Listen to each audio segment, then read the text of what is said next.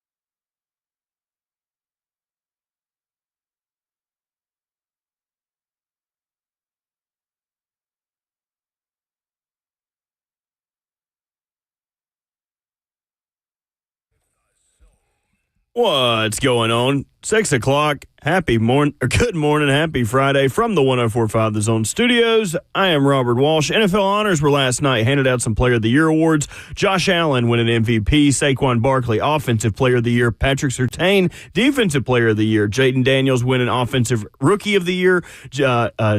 And Joe Burrow with Comeback Player of the Year. Coach of the Year goes to Kevin O'Connell, and Assistant Coach of the Year with Ben Johnson. Walter Payton Man of the Year is Eric Armstead, and a smaller class of players going into the Hall of Fame this year. Antonio Gates, Jared Allen, Eric Allen, and Sterling Sharp. And to the Lady Vols, after coming oh so close to netting victories over 4 top 10 teams this season, number 19 Tennessee finally broke through in a big way last night, outlasting number 5 UConn 80-76.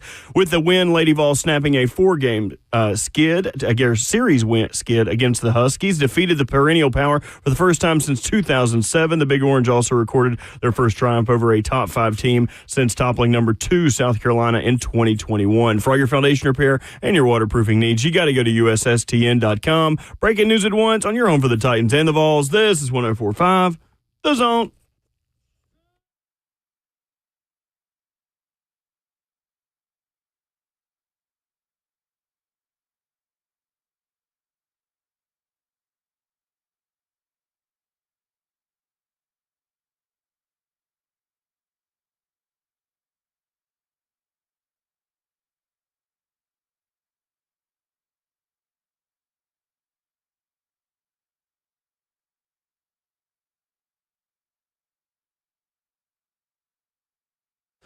RKW Friday morning. Kicking off a brand new Friday and the final day that we get to talk to you during the football season. It's kind of sad. 615-737-1045 is our number. Everything you need to know about Eagles and Chiefs. We'll talk about what one analyst said on 3HL yesterday, talking about how there might be one player who is more valuable to the Titans than a quarterback in the NFL draft. Plus, Lady Vol basketball is back. 80-76. Down goes Gino. 3 words that anyone who loves women's basketball in this state love to hear. Ramon Foster, Kayla Anderson, and Will Bowling. Robert Walsh is our producer. It is Friday, February the 7th. And what do you know? Josh Allen gets his MVP in the NFL. Good morning. Good morning. Yeah. We got Will called the Lady Vols. We called Josh Allen. And that's about it. Yeah, it was. Listen to this show for all your sports before you actually see them happen, right? I know. Hopefully we can also get our Thursday bets together, too, at some point. That's always, we'll figure that out. Well, you've gotten yours together. I, on the other hand, have gone the opposite direction. Hey, now. With that being said, though, Josh Allen, big time for him, man.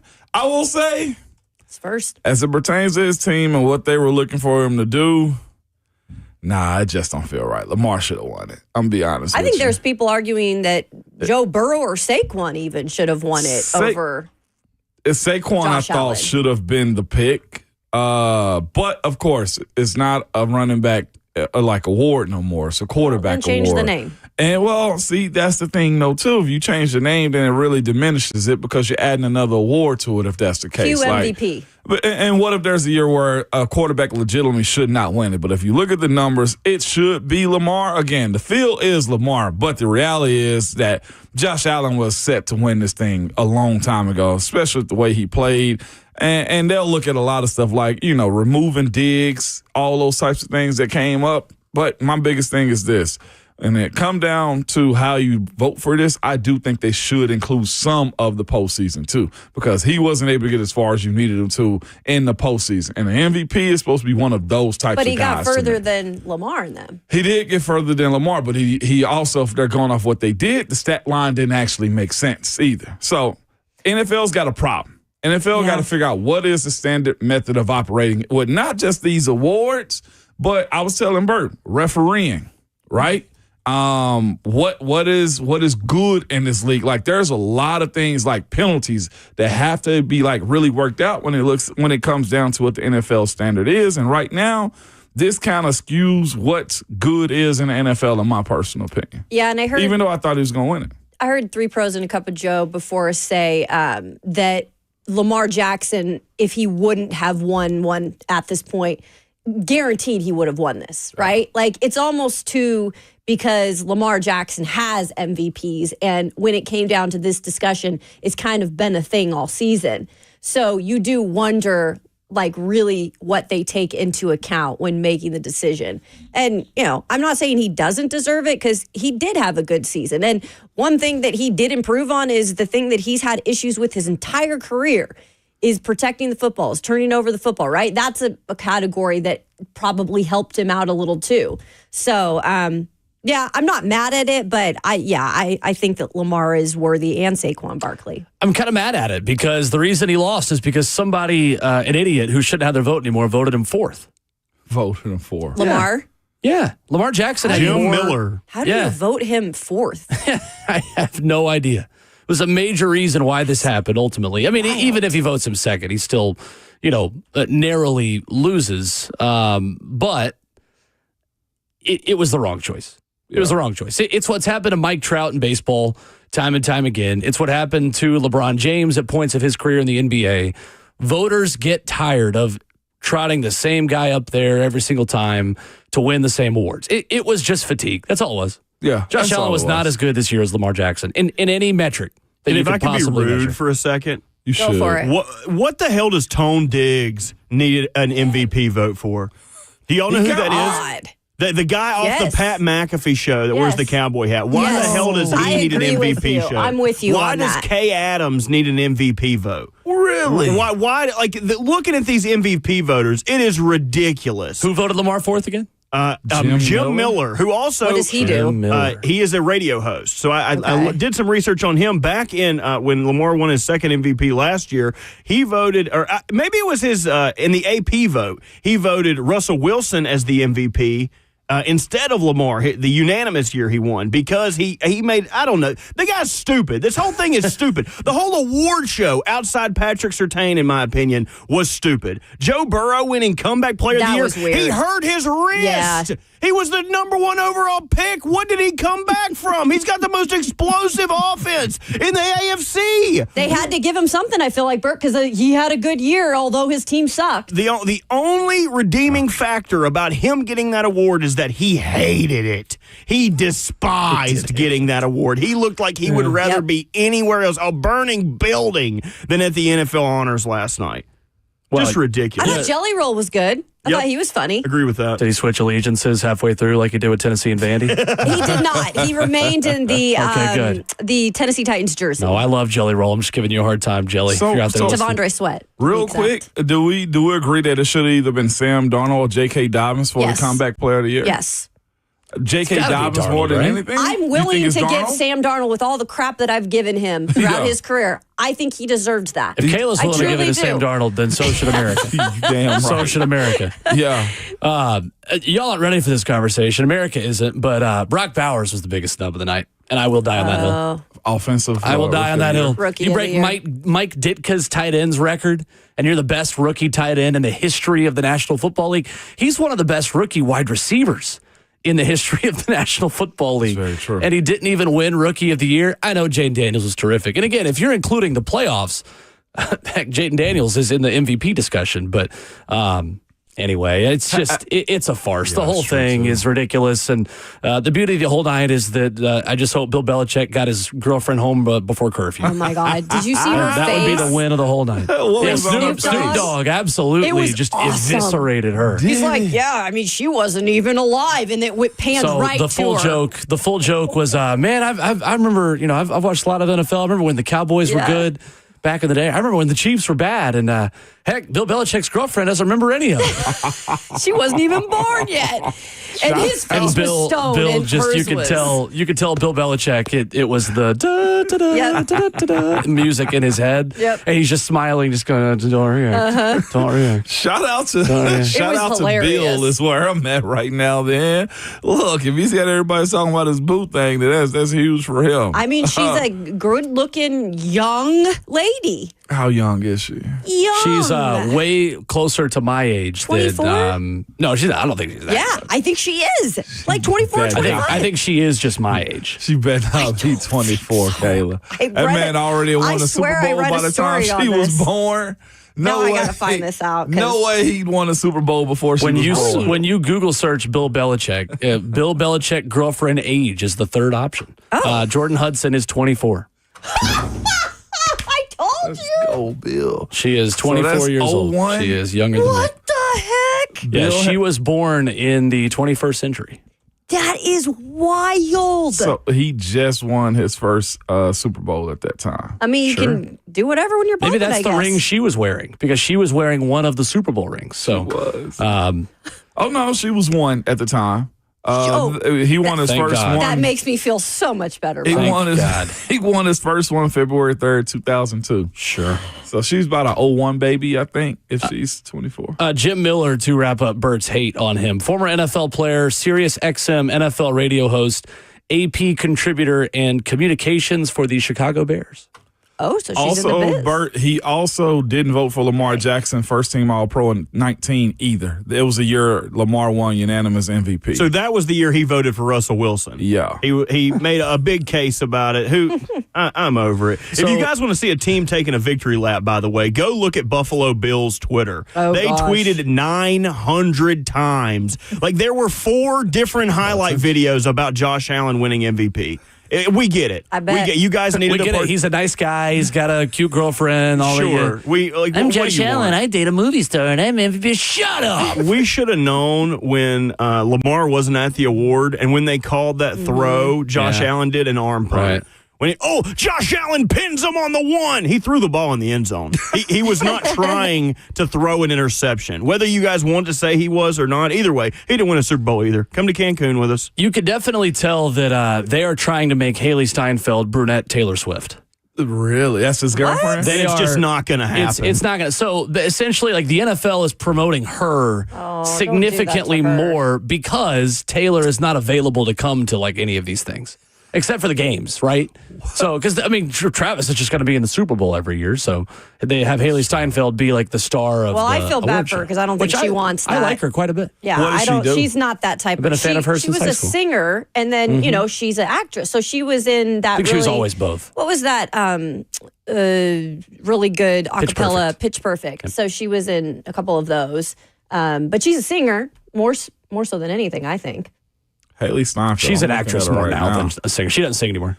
She don't sing it? Well, I mean, it is what it is. She kind of switched. I don't know anything about her. She was in because she's a she's in the little Marvel Cinematic Universe now. Under She's the in radar. Spider-Man, Spider-Verse. Okay, all right. She's not gotcha. like out there like Taylor Swift is. Taylor Swift is like a superstar. I feel like most Oh, that yeah. can get publicity will. If I was her, I'd take it and run with it. If NFL are going to give me a marketing machine behind but it. everyone's different in that world, honestly. Does she not want to do it? I don't feel like Who's that. to say? Yeah, that's Try to what get her I on the was show. thinking. Find out. Yeah, let's get on the show. Josh Allen is the first player in 21 seasons to win MVP without being selected first team All-Pro.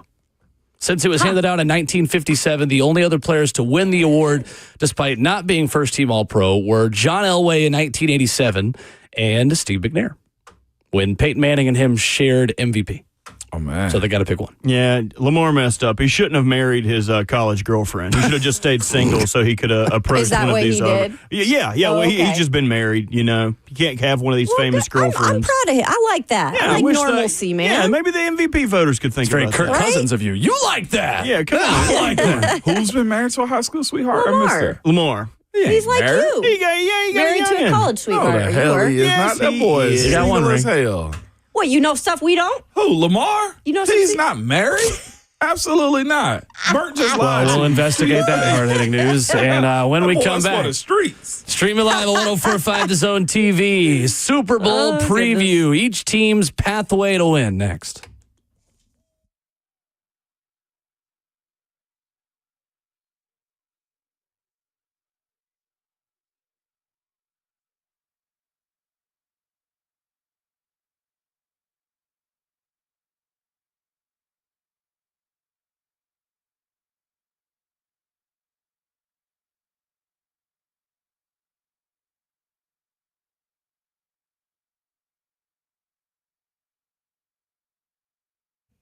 Hey, it's Ramon and Kayla with Window Nation.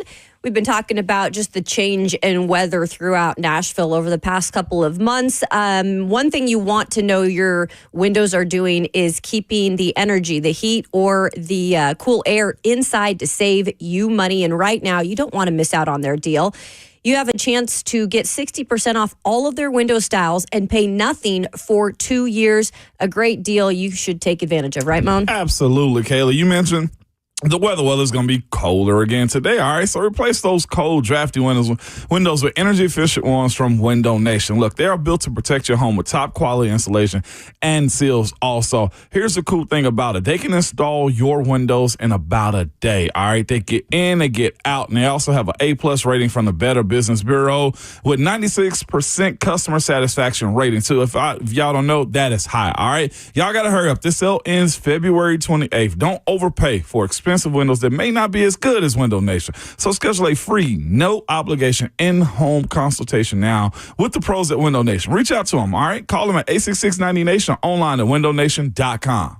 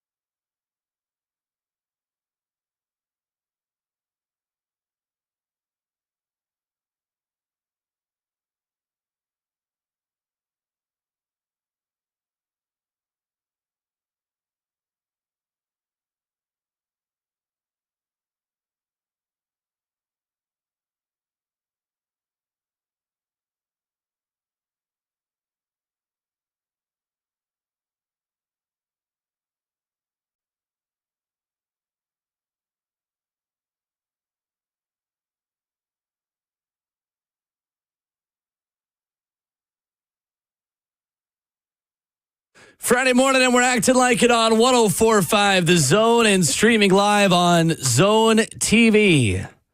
We better enjoy this, guys. This is the last time we get to preview a football game until September. God. And this winter mode's going to go, what about the USFL?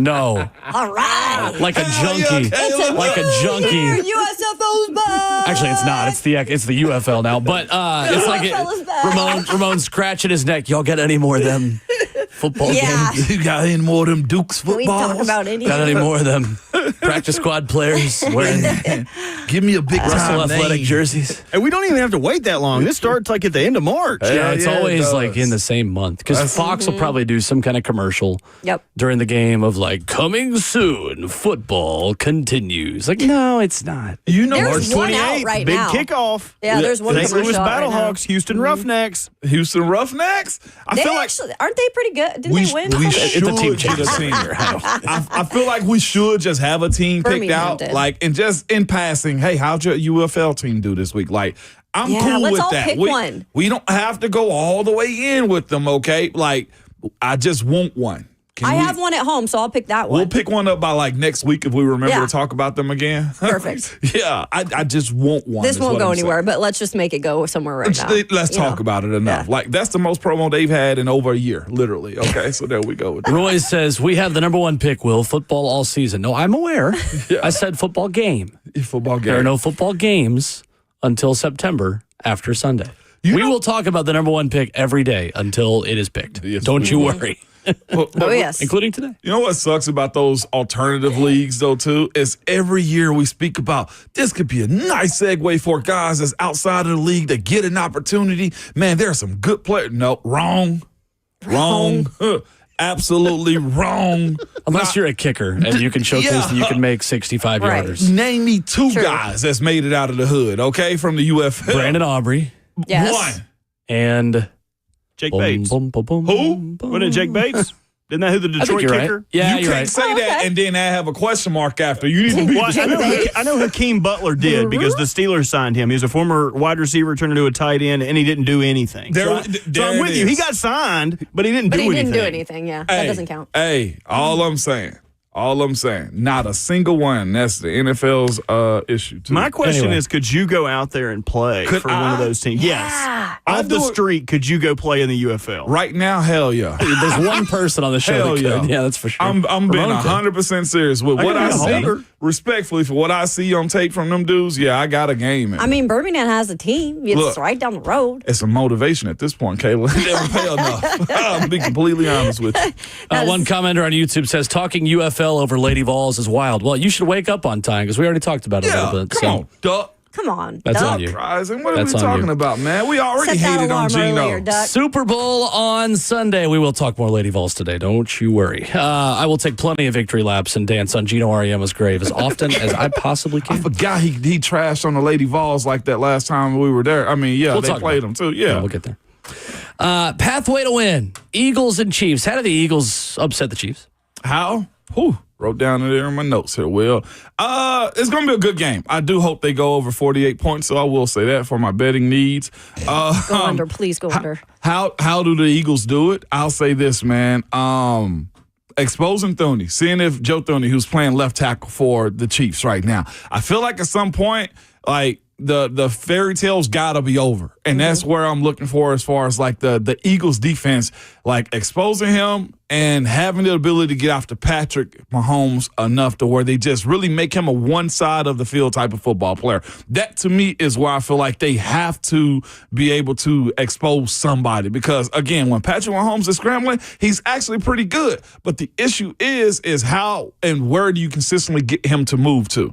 And one thing I know about Philly and that team is that defense is relentless. They got guys after guys after guys that can get after the quarterback. And if they can stay clean, and that's where I'm at also, the best defensive player to me right now has to be Jalen Carter. If they can expose the interior of that defense, of that offensive line of Kansas City's, whether he's trying to go up against Trey or whether he's trying to go up the replacement left guard, then he has to be a huge part of it. I also have in here too, Jalen Carter, do not do anything dumb. Do not get in your car before the game. And I mean that. Like, mine is on, like, his Oh, wow. I just thought about where that came from. Don't you ride? You ride on buses to the Super Bowl, so you should be good. Whew, Kayla came in. Lord, is that an open case still? Either way, don't do anything dumb. What I mean by this, if you believe the refs are already in Kansas City's pockets, which they've said they're not all this week, is that not the worst type of begging they've been doing this year? Pretty bad. But if they say they're not in their pocket, don't get a hands to the face. Don't get a rough in the passer. If there's anybody capable of getting those types of penalties that extends drives for Kansas City and have people at the end of the game being conspiracy theorists saying, oh, they're showing love to Patrick Mahomes, then don't hit him in the head. Don't slam him into the ground. Be a smart defensive player. And that means getting after Joe Thuney at left tackle and also getting to Patrick enough to where you don't get penalties after the play.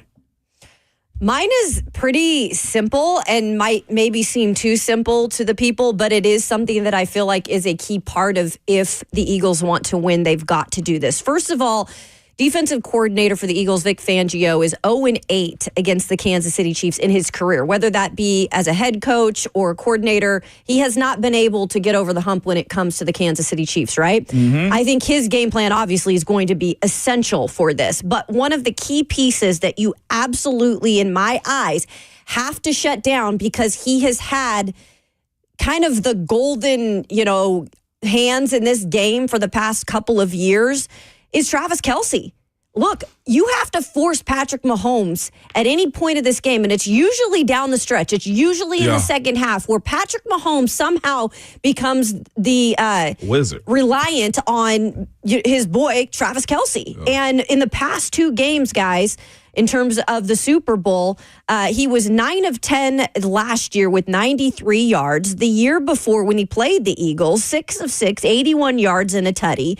And clearly, this guy just becomes the magician when it comes to the Super Bowl. You have got to completely shut this guy down. I think they've had a little bit of issue in terms of the Eagles of shutting down tight ends in the playoffs against the Washington Commanders in the NFC title game. Zach Ertz, 11 catches for 104 yards. In the divisional round against the Los Angeles Rams, Tyler Higbee, he had 7 catches for 54 yards. So this guy, out of all the tight ends, is the one you want to shut down the most, especially when it comes to the big game.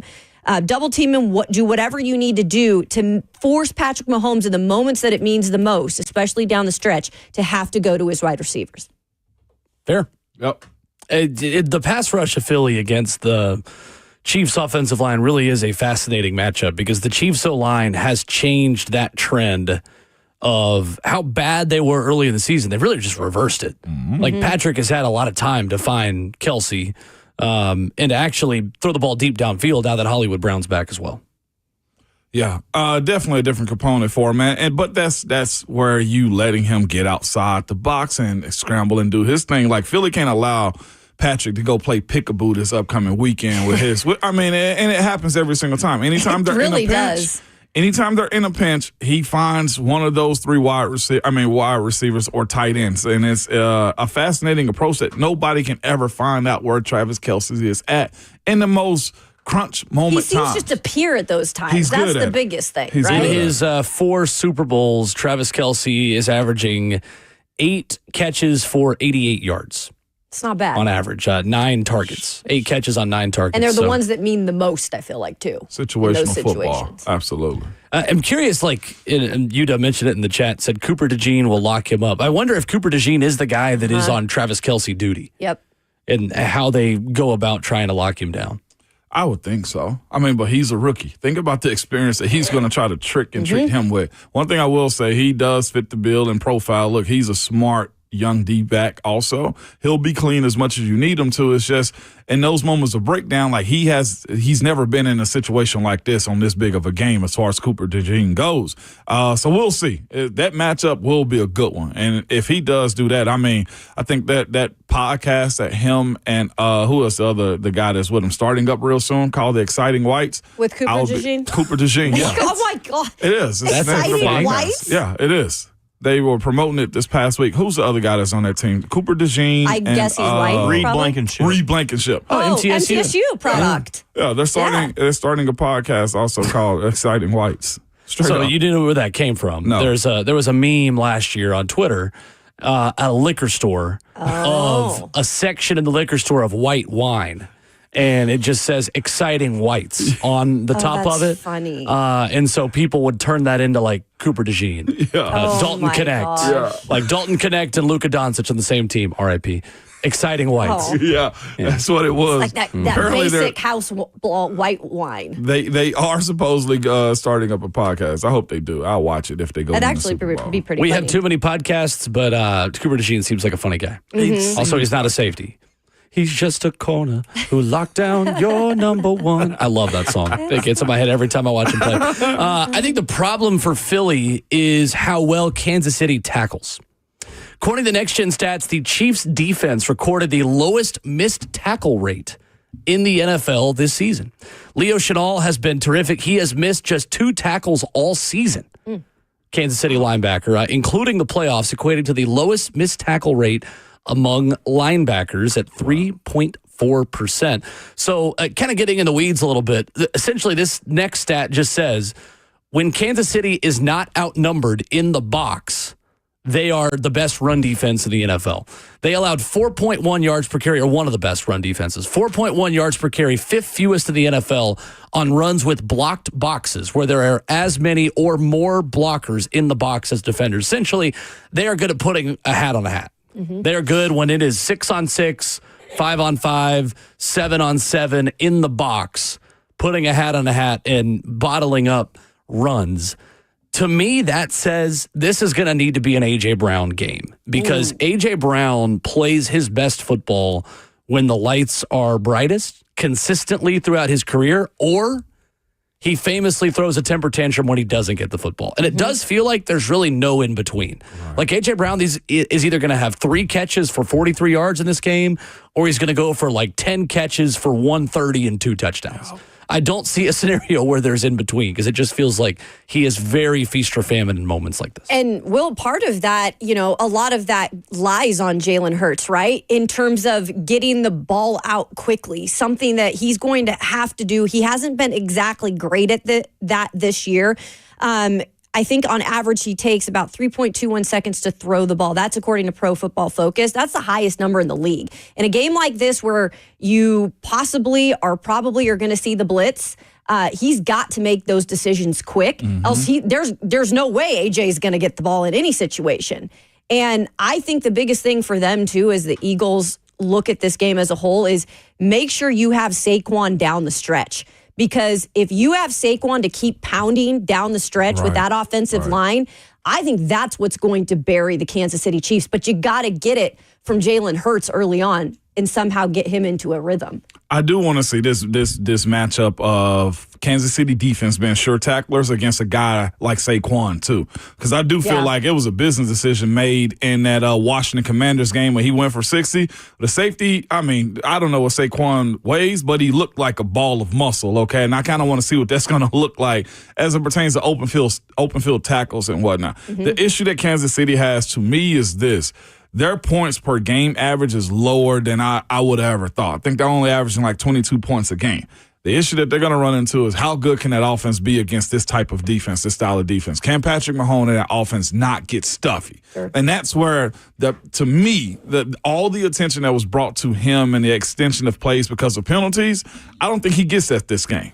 And if that's not the case and they can't move the ball the way they want to through the air, then it becomes very problematic. My point to Kansas City was don't get stuffy on offense. I ain't got no problem with the defense. I think they could hold their own. The defense has got it. I could have really screwed myself over by picking the over this game because, again, Kansas City defense is nice. And also, Philly is very opportunistic, too. So this could be a very defensive game this upcoming weekend just based off of that. Now, that would not be good for your over. No, would not be good for my over at all. It's just interesting the amount of players Kansas City has who are playing their best football at the most important time. It's a lot more than just Patrick Mahomes. It is. Right. George Karlaftis, Purdue edge rusher, after generating just 29 pressures through the first 13 weeks of the season, has 32 pressures since then, including the playoffs. That is the most of any player in the NFL in that span, and he sat out week 18. Jeez. And they had a first-round bye. So he played 2 less weeks than a lot of the players that have also had a lot of pressure on the quarterback. yet he still leads that category. He has more than doubled his pressure rate since week 14, has 6 sacks in his last 6 games after having 5 sacks in his first 12 games. Didn't he close out the Texans game, too, if I'm not mistaken, too, with a sack? Correct. Yes, he did. He is, again, they pick when you're not supposed to pick guys. He was one of those dudes that was picked by them. It's like, what are you guys doing? Then here he is 2 years later. If Borgonzi and his crew are into draft and develop, he's one of those guys, because I felt like he was young enough when he came out to where you had questions about what he's going to be able to do. And it's not just him. They got edge rushers out of the wahoo as it pertains to their talent, man. So, again, I didn't think Karlaftis was going to be this type of guy, and here he is, 2-time Super Bowl champion and an impact player. Seems to me he could be one of those guys that could at least carry over whenever Chris Jones is done, too. And that's what they got a guy. We've said about Joe Tuni, too, like switching over to his position, you know. Still and don't see how they pull that off. being able to do what he's done is pretty, like, amazing. Do you know how they pulled that off? They moved him. Before we move on, who's playing left guard now with him at left tackle? I ain't even paid It attention. is Their left guard is Mike Caliendo. Son of famous impressionist Frank Caliendo. No, it's not. Yeah, you're right. It's not. He's going to have to do his best impression of a good offensive lineman this weekend. I knew what you were winding I was up for like, there. he must have had genes from his mama then, because Frank is a short king. Short king. He's definitely a short king. Ooh, wow. He is great, though. His impressions are awesome. Caliendo. And I'm just shocked that they've played musical chairs at the offensive line and still doing good, though. Yeah. Like I said, the last person to do that was the guy out of Baltimore, Marshall Yonder. That's right. Wasn't he up for the Hall this year, too? Yeah, him and Terrell Suggs were both snuffed. And that's another thing. We could talk about this later. Wasn't it did this seem like a small class to you guys? Yes, it was only Way too 4. small. Well, they always add in like the coaches and the older players later. Like these are Right. just like the recent former players, but I still feel like last year 5 went in of that same category. I just felt like it was a small class. I did, too. Luke Kuechly and Eli Manning among those who are on the outside looking in. We'll dive more on that, more into that later on, coming up at 7 o'clock. But when we come back, guys, there is a quarterback that we have not talked a lot about as an option for the Tennessee Titans, who said he was playing maybe more hurt than what we originally thought last season. We'll hear that audio coming up next.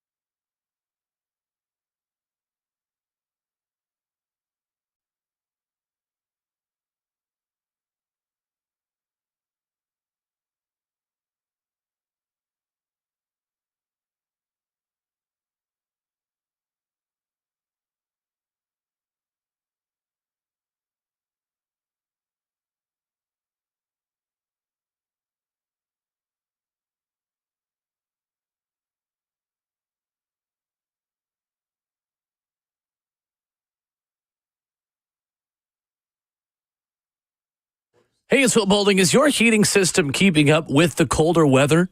Well, available 24/7, 365, the professional Lee Company team is here to help. We may have had a blast of spring over the last couple of days, but if you've lived here for any time at all, you know that the colder weather, it is coming once again. I think it's coming this next week, actually. You got to get Lee Company out there. Make sure your heating system is ready to go. Their technicians will perform a 22-point inspection as well as seasonal cleaning and maintenance to keep your home running efficiently this winter. Even better, save $30 on your next heating tune-up visit today.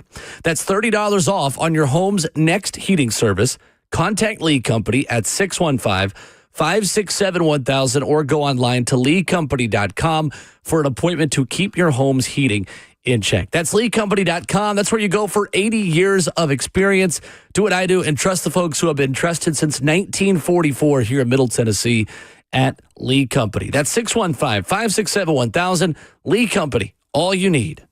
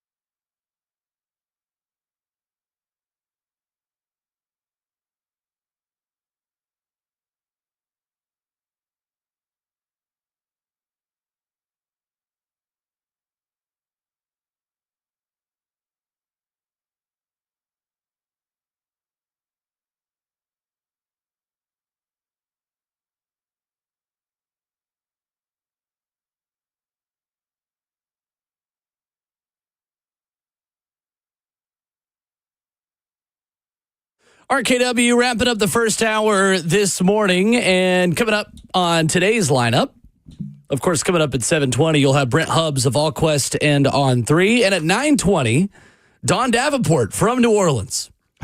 Our yearly visit with Dawn on the last day of Super Bowl Radio Row coverage, and again, confirmation that she still likes us. Yeah. Because she is willing, after a long work week, to hang out with us for a couple minutes. And they've, smoking crack. Well, there's probably a lot of that in New Orleans. But you know what's funny about that is at the end of that being said, Savage goes, and it's good, too. I know, that's the best part. And it's good, too. Little did he know that would probably contribute to his car being taken. I know, right? Because it was only a Not few good to weeks him later. anymore. Let me see Ron Slay roll over here. I think you regret saying that now.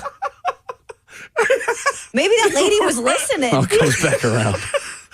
Karma. It was good enough to get his truck stolen.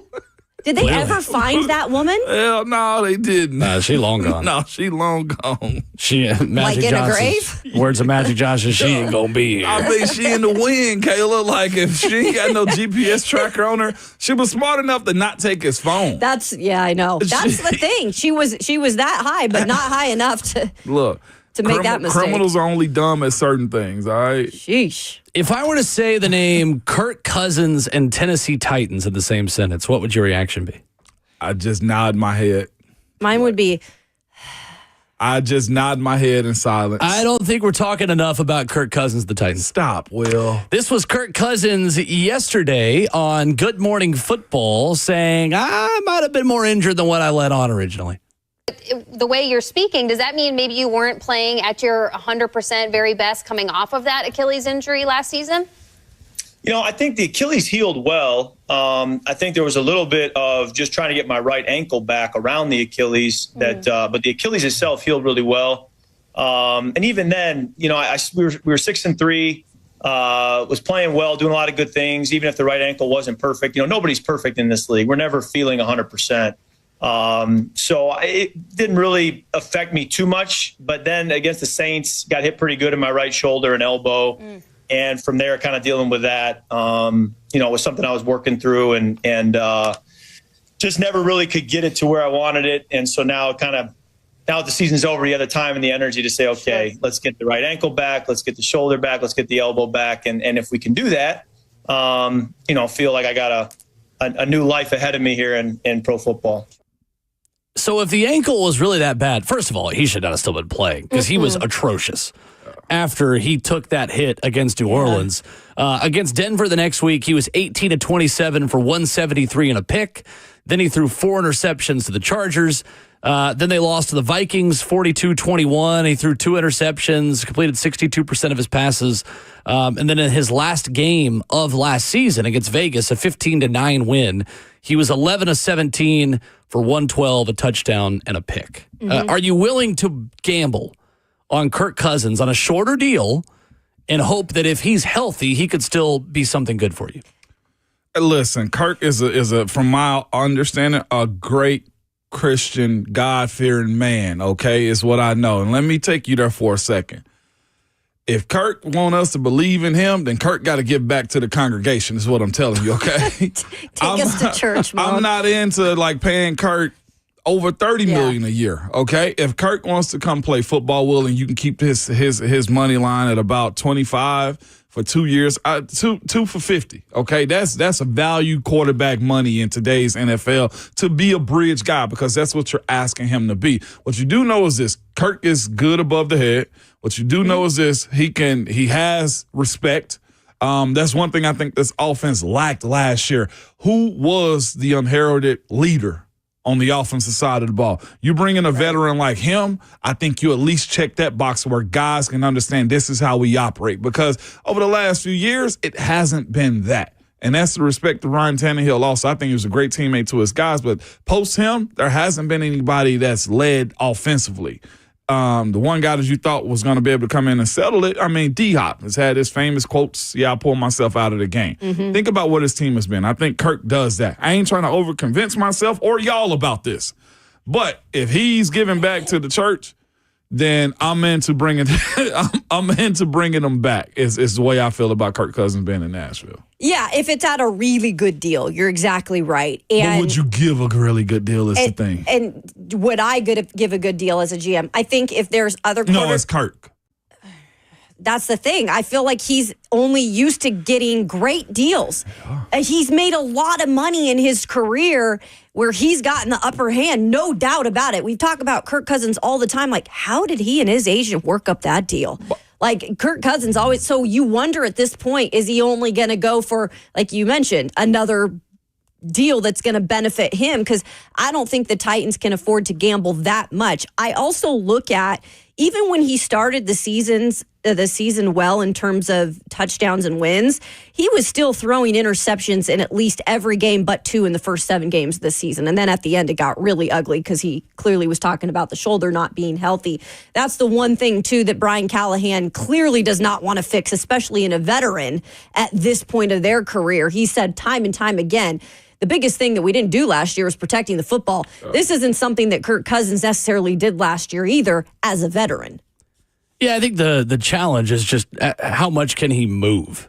Mm-hmm. Like, behind this offensive line, what's going to prevent him from just getting hurt again?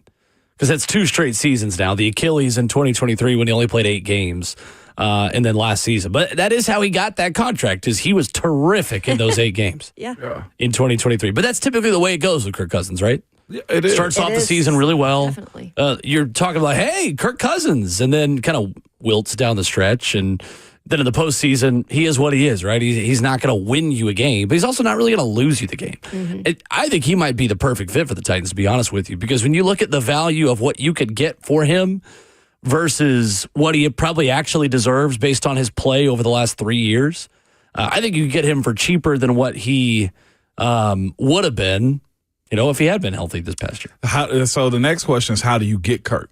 He's still under contract right now. He's expected. He's expected to be cut before the new league year. Yeah. Okay, all right, cool. Well, that works out even better then. And because if you did, and then I don't think the Titans would be in any way trying to trade for him too. But his base next year, this 2025 season, is $27.5 million. Yeah. What are you willing to pay Kirk Cousins a year? Yep. About that, I'll be honest with you, about 27 to 28. If we're being honest, I do a 2 for 40. 2 for 40, okay. Even better. It's no state income tax. We can really cook. I do a 2 for 40, and there's an out after 1. But here's the bigger positive for Kirk to me. He, like, this time around, nobody's asking him to come in and be like a Super Bowl champion. Right. This turnaround for me is prove that you still can play football. Manage it. Because he was supposed to take Atlanta to the next level. Yeah. Mm-hmm. He was supposed to make them a contender, weak division. Hey, you could come in this weak division and win 11 games in the NFC South. Yep. Funny thing is, you can come in the AFC South and have some success too. This is the biggest question for if you're going to take a wild card veteran. Thomas Dimitroff said he would take Aaron Rodgers right now over Kirk Cousins, period. So I'd be interested if it was only down to those 2, what would you take? Kirk Cousins. Kirk. I would probably take him too. For just what you get off you don't the field? get all the other stuff with it. Yep. If you exchanged their personalities, I'd probably take the other one, but Kirk Cousins, without question. Take it and run. 615-737-1045. More reaction to NFL awards when we come back. And Gino Auriemma goes down. Connor Caldwell does not know a world where UConn has ever beaten Tennessee women's basketball. We'll dive into all those headlines next.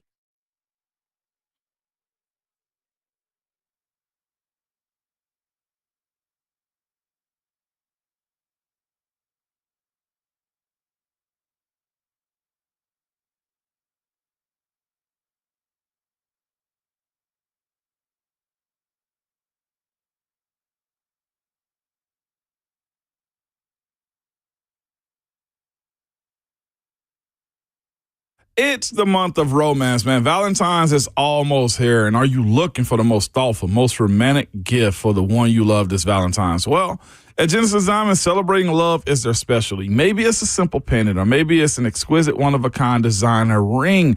Genesis can help you pick out the most memorable and special piece of jewelry for the occasion, too. And to make it even sweeter, now until Valentine's, whether you spend $399 or $399,000, Genesis will give you some chocolates, fresh flowers, and a dinner out at no charge, all right? It's a one-stop shop for the ultimate Valentine's Day experience. So when you buy any piece of beautiful jewelry, $399 and up, Genesis will give you a bouquet of flowers from Jenny's Florist and a gift card for dinner at a Fancy Pants restaurant. So don't mess around. Get to Genesis Diamonds, all right? See their spectacular collection of rings, earrings, pendants, bands, bracelets, and more. And plus, they're non-commissioned sales experts. They will help you find that perfect gift to celebrate your love. And Genesis will even throw in some chocolates, flowers, and dinner, no extra charge. So happy Valentine's Day from Genesis Diamonds, located in Green Hills and Cool Springs. Of course, limited quantities, and see store for details.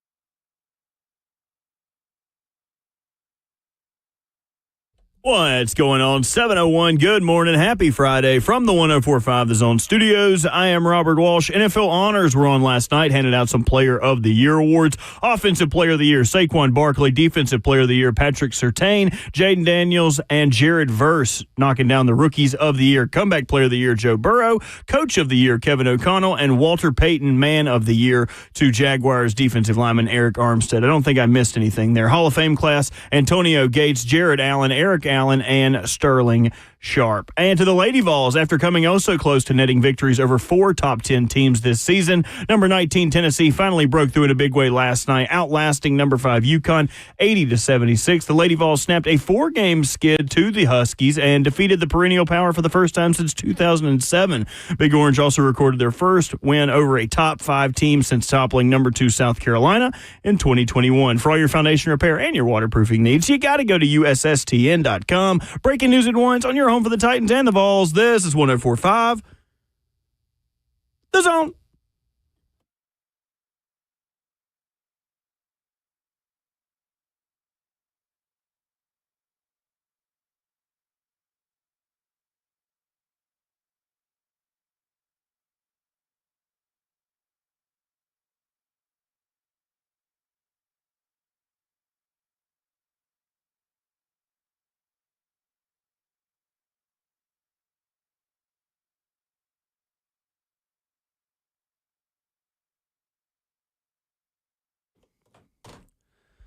RKW 104.5 The Zone rolls on this football Friday for the final time in the 2024 season. We preview a game of American rules tackle football with you. 615-737-1045, the number.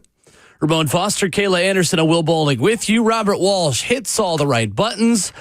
And 4 members will enter Canton in the 2025 Hall of Fame class, a smaller class than many that includes defensive end Jared Allen, who retired with 136 career sacks, cornerback Eric Allen, who was named to 6 Pro Bowls over a 7-year span from 1989 to 1995, tight end Antonio Gates, one of the all-time great tight ends in NFL history, first all-time among tight ends in career touchdowns, and 3rd in career receptions, 4th in receiving yards, and the senior selection wide receiver Sterling Sharp, who in 1992 achieved the Triple Crown by leading the NFL in receptions, receiving yards, and touchdown catches. What do we like? What do we not like about the new Hall of Fame class?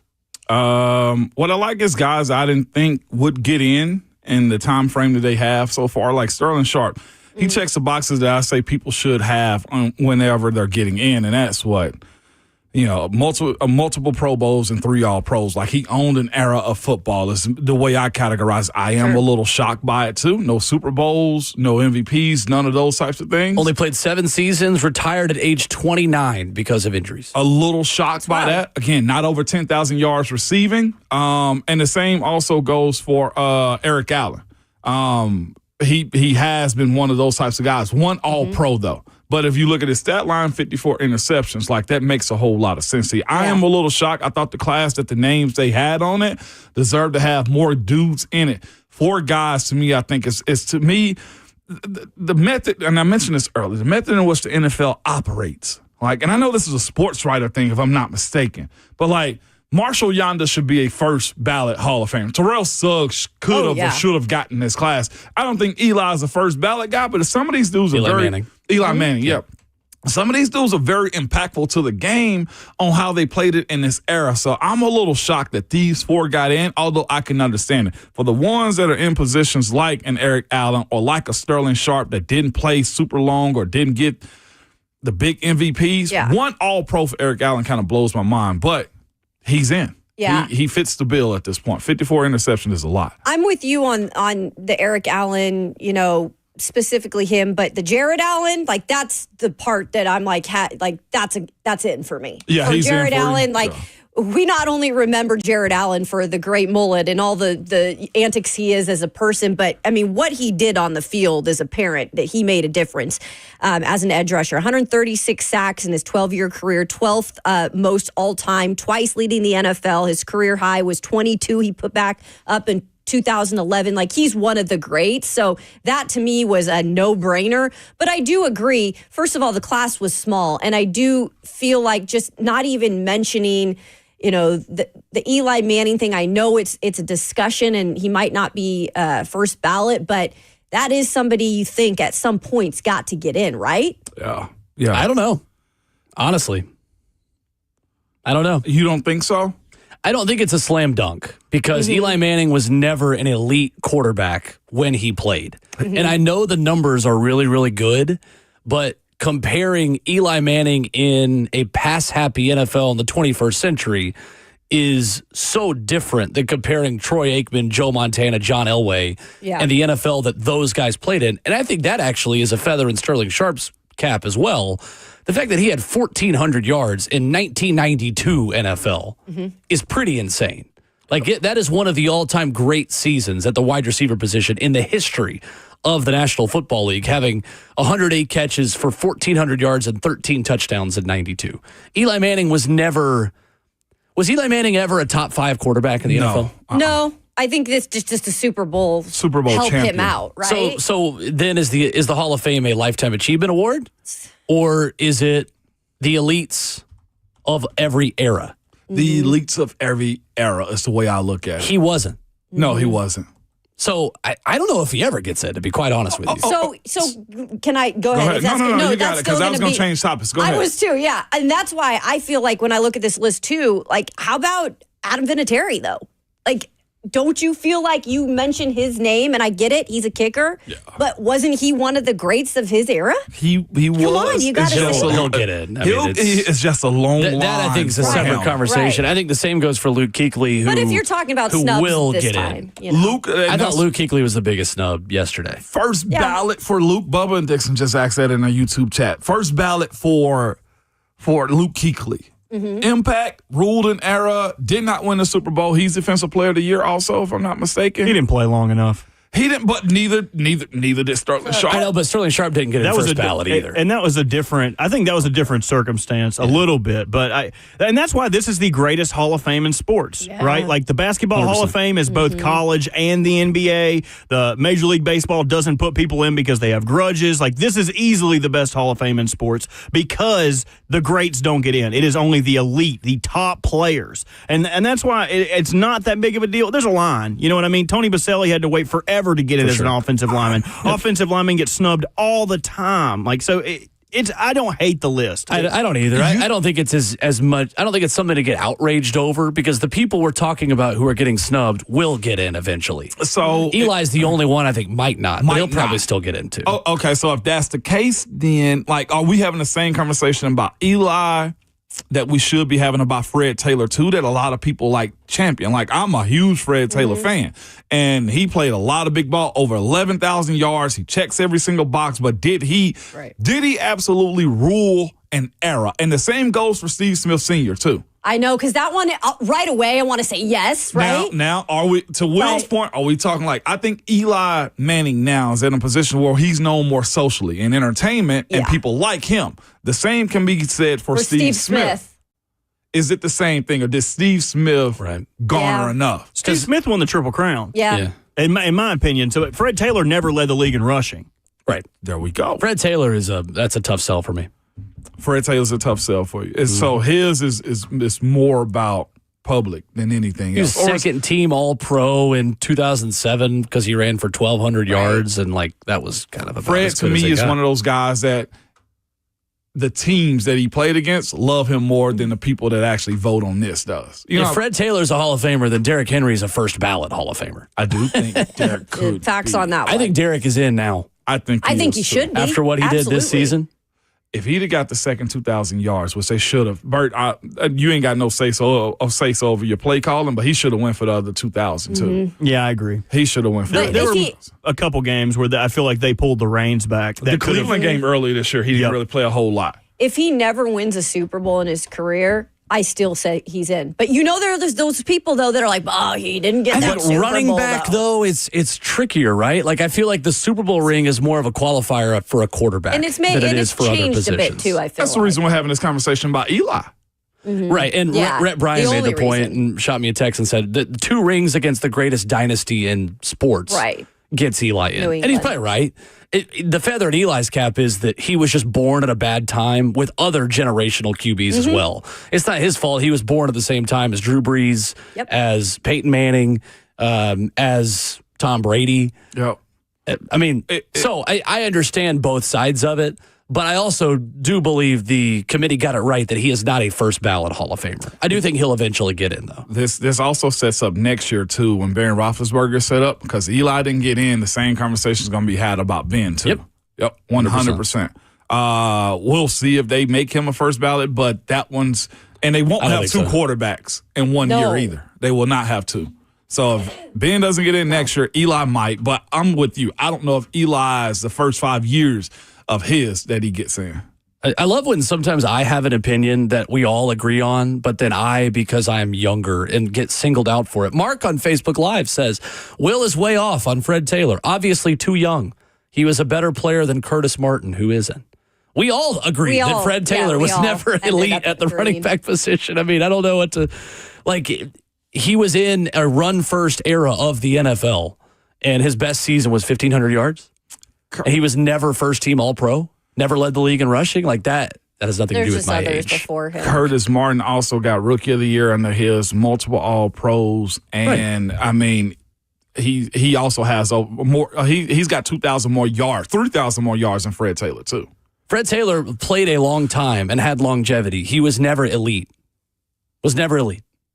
I mean, he was second-team All-Pro in his best season. Real good is what you're saying. Yeah, really good player. Hall of Fame is not for really good players. Hall of Fame is for elite players. It's one of the most difficult ones to get I think into. people get that twisted a lot. Like, we can talk about really good football players, but that doesn't mean they deserve to be in the Hall of Fame. So I wish one of the guards would have got in. I'll be completely Jari Evans or Marshall Yonda should have got in to me. Yonda will get in. Yonda will, and I think Jari should too. Jari ruled an era also. Jari Evans with the Saints. That's one of the hardest to get it offensive linemen. It in is. terms of because they clump them all together. Yeah, they put tackles, guards, centers all together. Evan Mathis should probably be being considered. He was one of the best guards in football for 5 years in a row. Yeah. So it was tricky for Tony Baselli for so long too. It's just we don't have clear-cut stats to warrant who is elite at those positions, and other than sacks given up. For me, like Jari's was like 6 years of a run. Like he ruled from 2009 to his last Pro Bowl was in 2014. And like from 2009 to 2012, he was AP1, like all pro first team each of those years. So like he ruled an era and also got a ring in him ruling that era too. That's a good resume. Protected Drew Brees, and Brees is going to get it. Absolutely. Oh, yeah. Absolutely. No doubt. Coming up next, our weekly visit with VolQuest's Brent Hubbs. Tennessee women's basketball with a signature win for new mom Kim Caldwell, who beats Gino Auriemma last night. We'll talk about that. Take a look at where Josh Heupel will go next on his football staff with an opening, hit the recruiting headlines, basketball, and probably life with Brent Hubbs as well. We'll hit it all with him coming up next.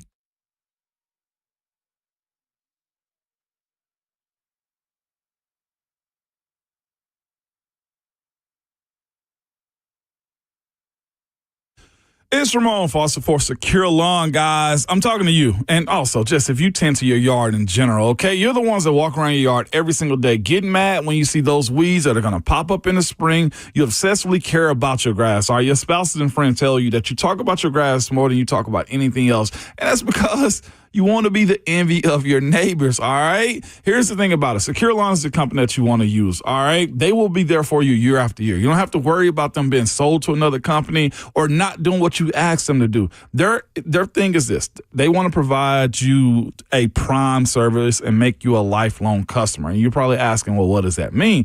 It means that the team members are properly trained and prepared to provide a prime service by supplying their customers with expectations that will make them lifelong customers, all right? Secure Lawn isn't interested in a bunch of sales. No way. Their business model includes never giving their customers a reason to leave. Yes, if there's an issue, they will fix it every single time. The better part about it, they've been here in Middle Tennessee for over 20 years. They're family owned and operated, man, and they are punctual and have a quick response time. And here's an even cooler thing, man. Their kids are in the community. You know them. You see them around. But the better part is if you need anything with your grass to get rid of that weeds and lawn fertilizer, you got to call them him because I trust him with my yard also.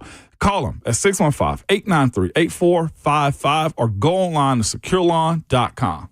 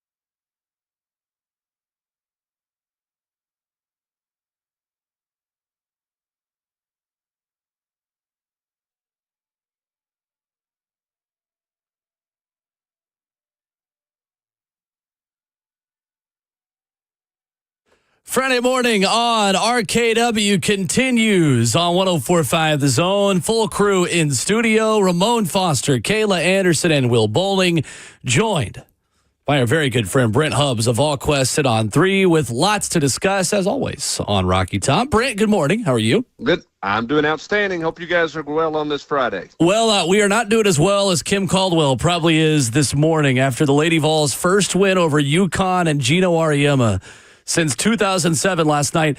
Brent, yesterday we ended the show and Ramon, first of all, said, I'm not one for violence, which we all laughed at, and said, but you guys need to go up there to Knoxville and y'all need to be as angry at Gino as you were at Lane Kiffin a couple years ago. So I am glad no golf balls or mustard bottles appeared and the Lady Vols got the job done.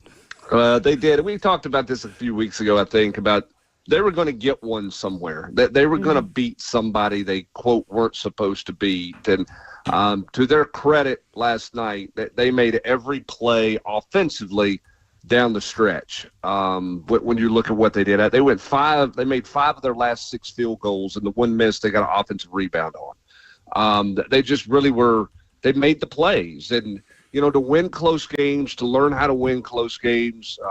Hall of Fame coaches will tell you, and Philip Fulmer, one of those, you got to be in enough of them to learn how to win and knock the door down. And they've been in a bunch of them this year. And then the ability to kick the door down at home last night was a terrific night for Kim Caldwell and her basketball program. Says a lot about the direction they're going, and it says a lot about where they are right now and what they can be over the course of the next 6 weeks. It's amazing how much some of those players have improved. I mean, Z Spearman looks like a different player now than she has in some of these other big games. And Brent, it's amazing. You look at their losses.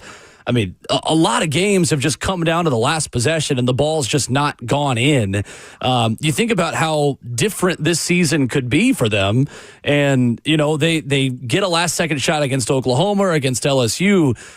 As they kind of learn how to win, Brent, like how good can this team still be this year? Because it seems like they've got a lot of talent, a lot of potential to win now. Well, and I think that's what Kim Caldwell's always believed in. She's from the first part of December, she's believed that the ceiling for this team is high, but to get to that ceiling, they've got to raise the floor, meaning they've got to limit the mistakes that they were making in critical times and in critical situations. And last night they did that. They did not have a meltdown quarter. They didn't have a meltdown 2 or 3 minutes to end a quarter. They didn't have reckless, careless turnovers. They didn't foul, and give points away. That they did all the things she's been asking her basketball team to do last night. Now you got to learn how to deal with success, and that's the beauty of building your program and the growth of a team is now how do you handle success? You got a quick turnaround. Everybody's telling you how great you are today. That's all they're going to do all day today. And then you got to get on a plane tomorrow and go to Baton Rouge and take on LSU. So you better celebrate this one quickly and then turn around and get ready to play. But in terms of postseason, Will, it's, matchups. We know what postseason basketball looks like. So much of this is about a matchup and how it fits and how, all those types of things. And I think UConn's a good matchup for Tennessee. They don't have great size inside, and Tennessee took advantage of that. And now they're going to go play great size on Saturday or Sunday. Can they handle it better than they did the first time these two teams played in Knoxville? But it's certainly fun to see where they're going right now. No doubt about it. Brent Hubbs with us of All Question on 3. Hubbs, look, all I would have been asking you, man, if he's still around, is Sam Brown still on the sideline so you can bail me out? That's all I would have been asking for had I thrown bottles at Gino, because last time Will brought it to my attention. He was real spicy in his comments afterwards, like we were a toxic fan base that hated him for no reasons. No, we have reasons to hate Gino. Sam is not patrolling this for security, so he's probably not on your think card anymore, Ramon Foster, for your first call to make if you got into any kind of trouble that you received when you were at the University of Tennessee. But Gino is interesting because he's coached so long, and he's very opinionated about everything. He didn't have anything really good to say about Paige Buckers last night. His player, but he was very complimentary of what Kim Caldwell has accomplished and spoke about how someone in her first Division I opportunity takes on this Goliath of a job.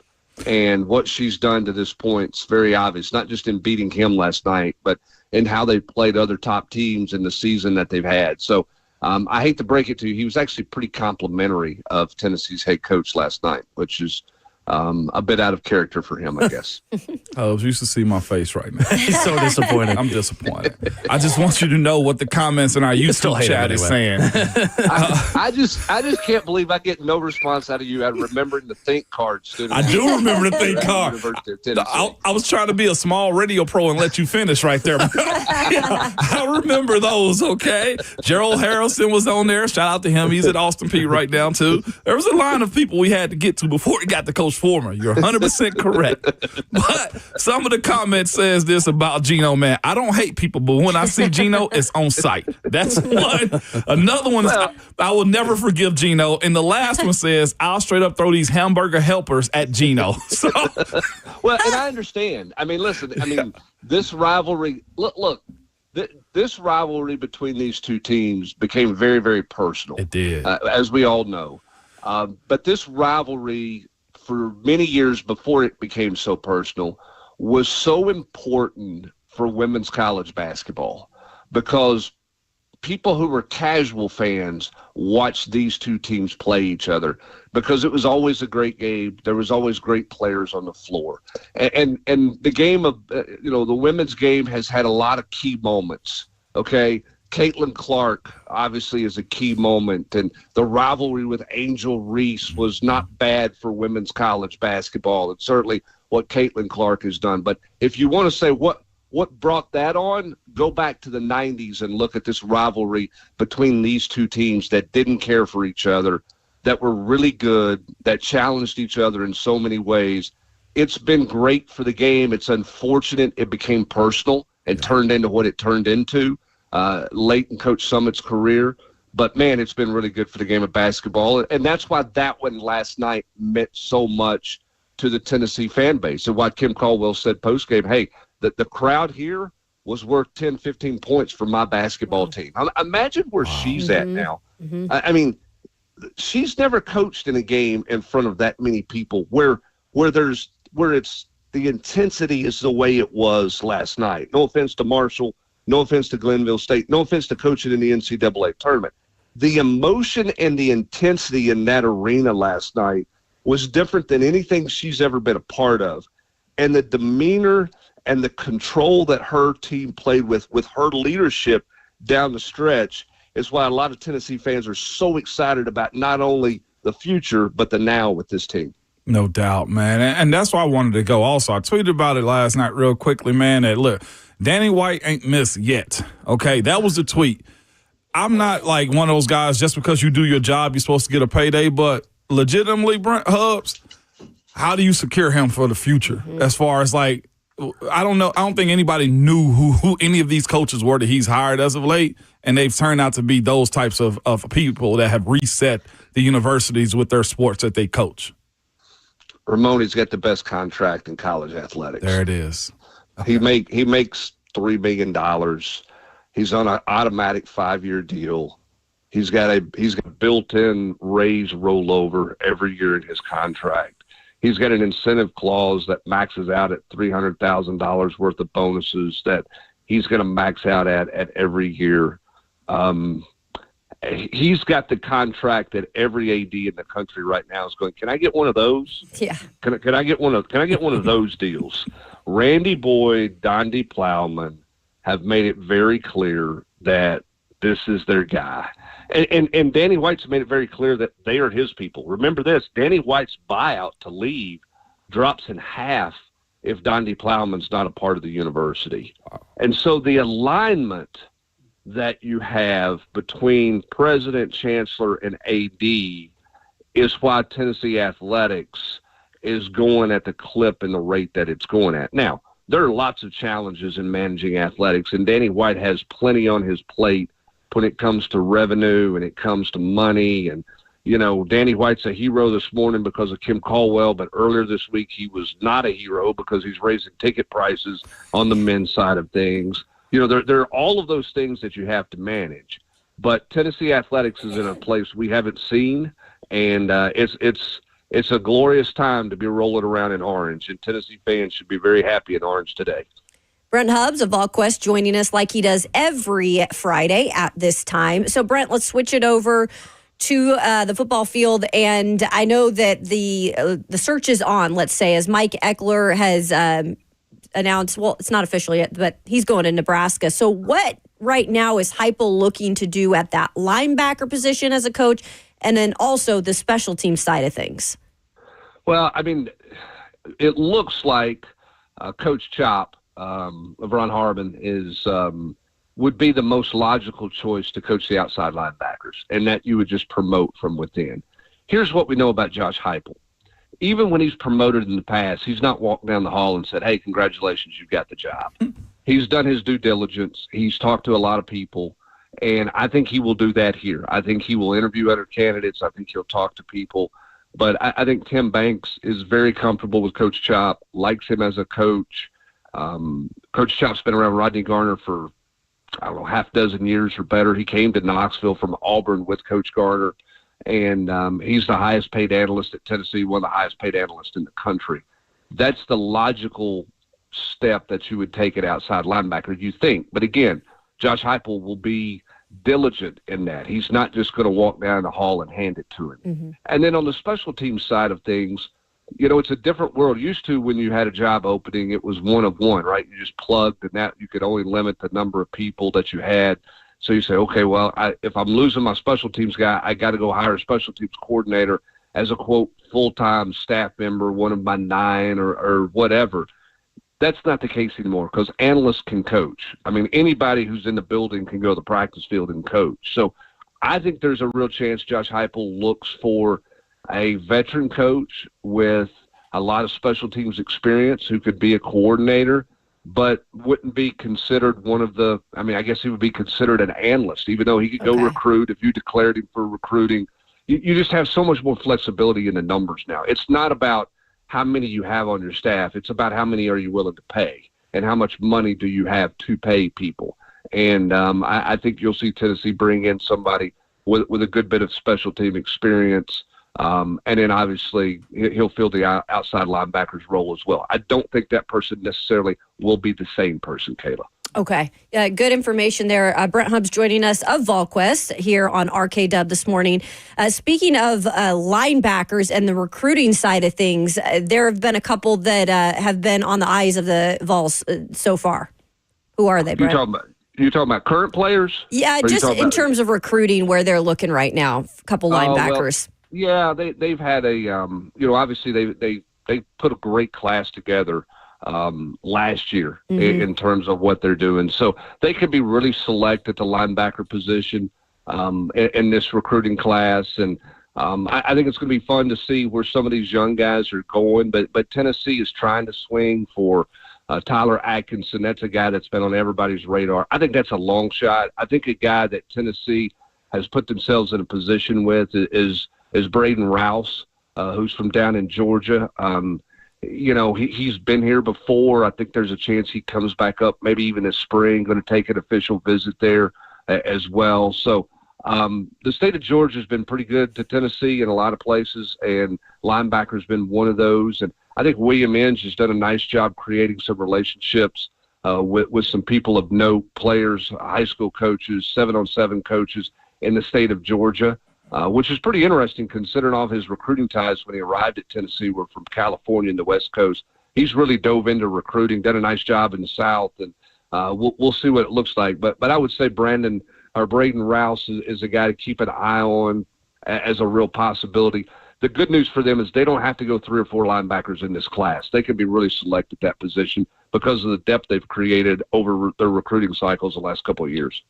Brent, what a difference a week makes for Tennessee basketball, from 11 for 45 from 3 against Kentucky to 10 of 15 against Missouri. How encouraged do you think Rick Barnes is about the way his team has responded in the 2 games since that loss to the Wildcats?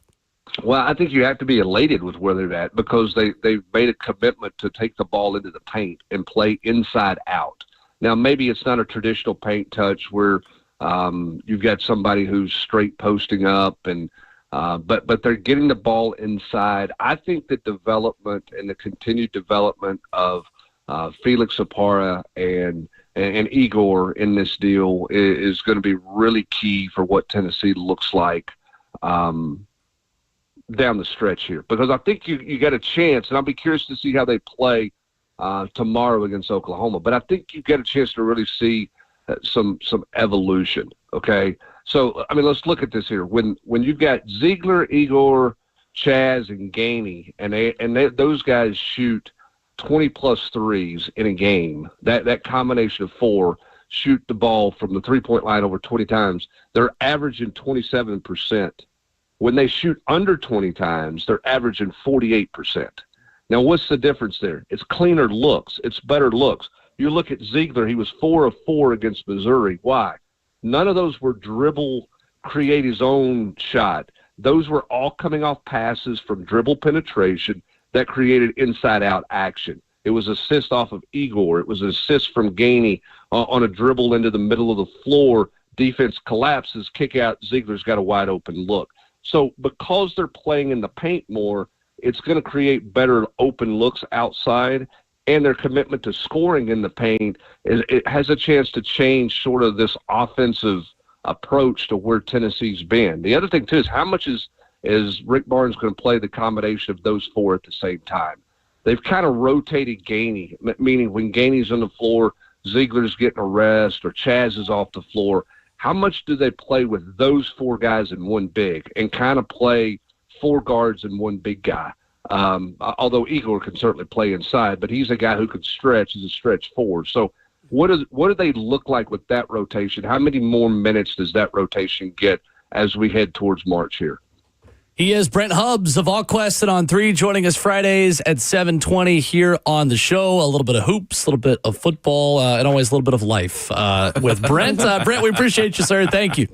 All right, guys. Have a great weekend. You too, Brent. You too. There's Brent Hubbs, brought to you by Sen Federal Credit Union, your financial partner for every stage of life. 615-737-1045. Hit more headlines and give our reaction to the UConn win last night when we come back. High-level hoops was played in Knoxville last night. If you weren't locked into it, you should have been. We'll tell you what you missed next.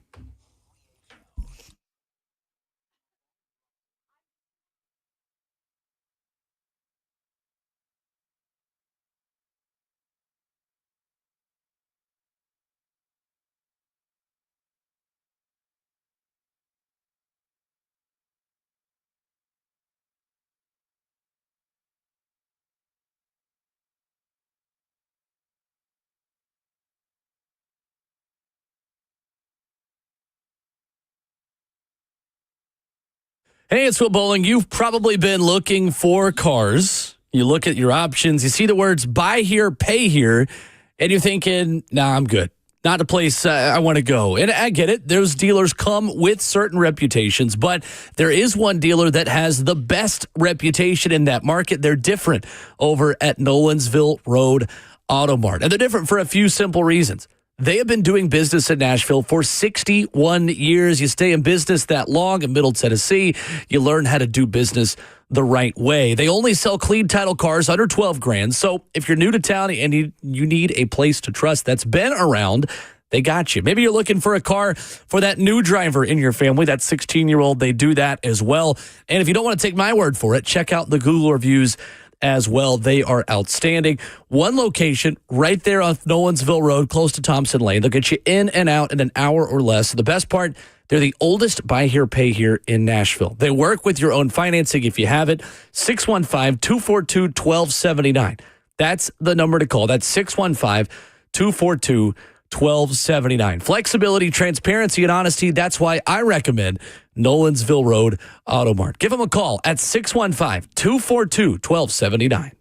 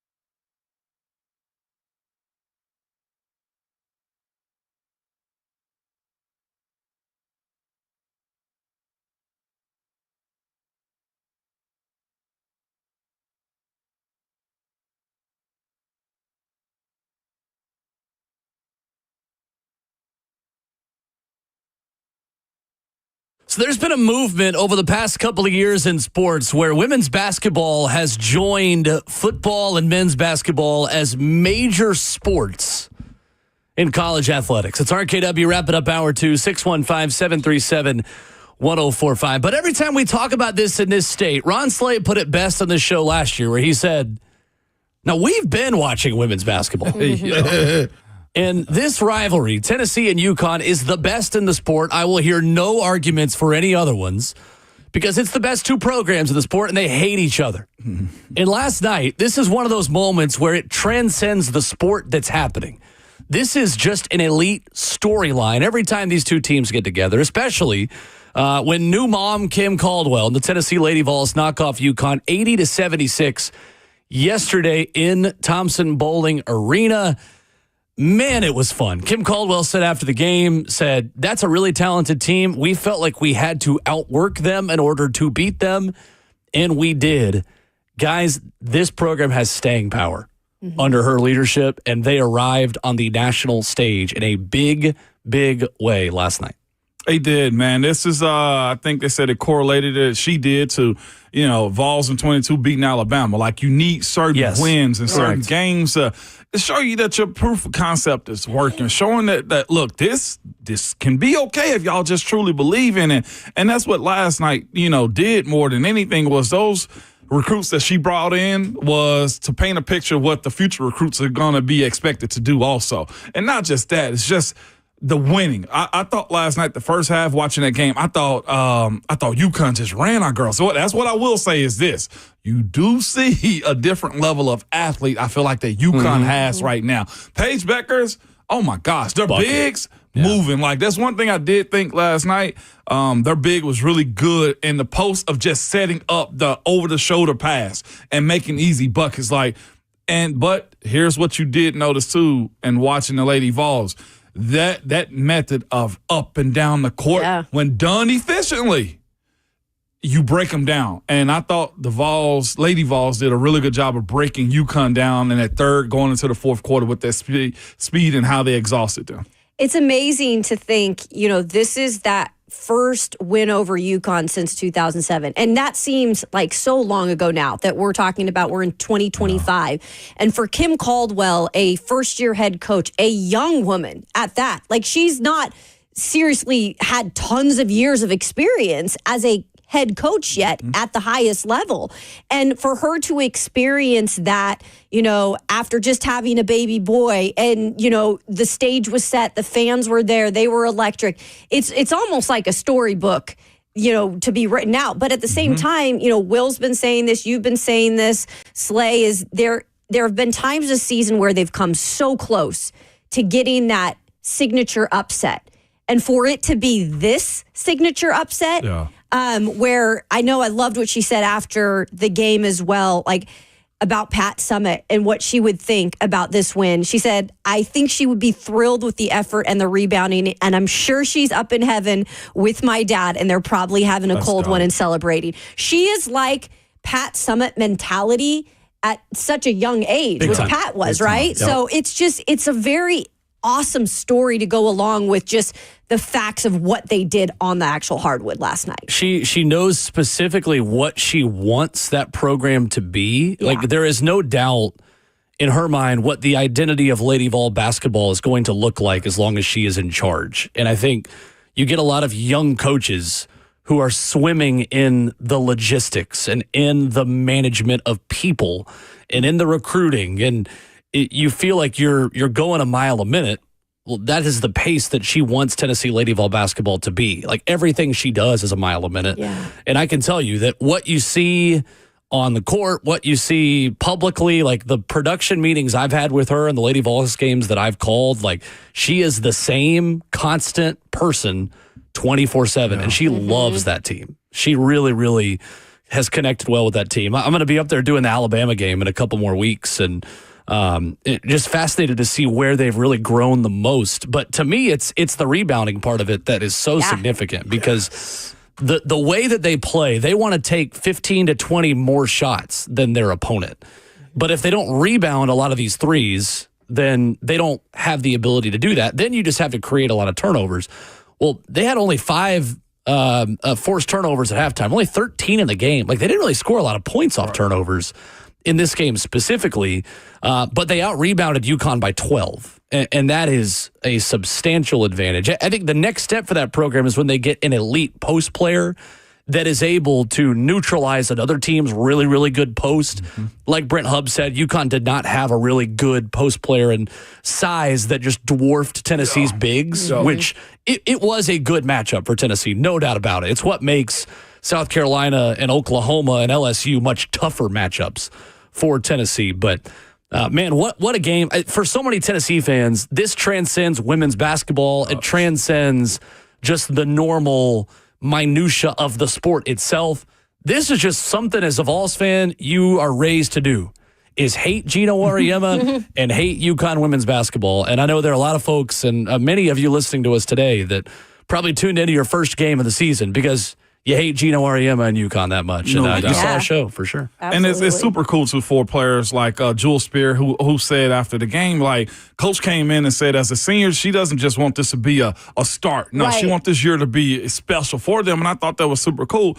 And also your point about the rebounds, like the long rebounds has been huge for the Lady Vols too. You brought that up, and I looked at the box score, like Z Spearman, who played lights out She last was night. terrific Very last good. night. 3 offensive rebounds herself. Okay. And then also from that too, you had Hollenshed, also Jillian Hollenshed with 4 offensive rebounds. Like, She was really good. that played huge. They paid huge dividends for the Lady Vols last night on those putbacks, and I got to give it up for Z. Z Spearman has been like you've been wanting her to show what she's capable of, and I thought last night the way she body folks in the paint, her athleticism, and then her ability to also just step out and hit a 3 from time to time. 1 for 3 last night. Look, I'll take that from a big. You got to be able to extend the court, and they did that really good. And I'd be remiss if I ain't mention my girl, Talasia Cooper. Hooper. Oh, yeah, you were going to Hooper. change the name on that. So when That Will was her goes and flu calls game that last Alabama night. game, he could add that in. Yeah, I know. She had did like the have a flu, flu like game. it's going around everywhere. Talasia Cooper, yeah. This isn't even just a confidence booster, obviously, for the team, for the program with Kim Caldwell. Yeah. But for these individual players, like you just mentioned, to be able to have a game like this that you are able to finish. Yep. Like you turned it on in that third, you kind of built a lead, and then you were able to sustain it when it was all said and done. That has got to give individual confidence, too. Absolutely. If you are not a women's basketball fan or you're a Tennessee fan, first of all, what are you doing?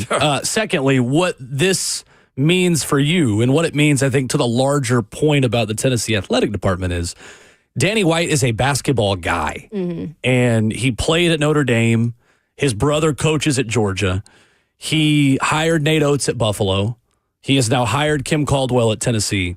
If you're at all worried about where Tennessee goes after Rick Barnes, or if you think that it's just going to be one of Rick Barnes' assistants, he is probably going to have somebody that none of us are talking about or have heard of right now to be Tennessee's next men's basketball coach once Rick Barnes retires. That's legit. And I fully trust him to know who that person is and get it right. I mean, for him He's to not identify talent like that as a coach, like Dannny White has yet that's- to make a bad hire. That's pretty solid. Yet to make it. Because a lot of people did not like the Kim Caldwell hire when it was made. A lot of people didn't even know who really Had to she be won over. was. That's right. And he went outside the Lady Vol family. He Yeah. called his shot, and he got it right. And then also this too, like not messing up and having bad blood with Coach Barnes and his contract, and also Tony Right. Vitello and his contract. Like doing the smart decisions. It ain't a hard thing to do, but a lot of people overcomplicate it because of egos and everything else. So good for Lady Vols. Good for women's basketball. That was fun. Big time. Man, great for the sport to have that rivalry back at its full power. Last night in Knoxville.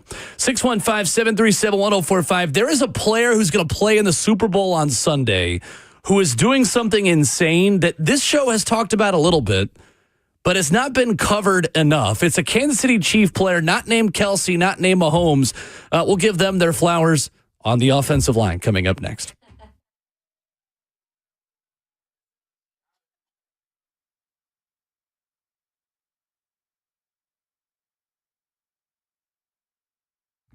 It's Ramon Foster for Hiller Plumbing, Heating, Cooling, and Electrical. Y'all, they have been around here in business since 1990. Another cool thing, they are family owned and operated. Owner Jimmy Hiller, man, was recently named one of the most admired CEOs, and it's because of how he truly cares for his team, which is important. You got to have good people that work for you, but also his clients. Hiller take care of the customer on every single job, every single time, man, and they stand by their work. Their motto is, happy you'll be or the service is free. Yes, it's that simple with them. If the customer isn't pleased with the work performed, they will make it right. All right, they send their professional, experienced, trustworthy technicians to come into your home. They leave it cleaner and better than they found it. Another thing that they do that you'll love is this: true transparency pricing. What this means is that Hiller will line item whatever part of the job is needed up front so homeowners can easily understand what they're paying for and why. There will be no hidden costs, no added costs, and no surprises when you get your bill. To book with Hiller, simply visit their website at happyhiller.com.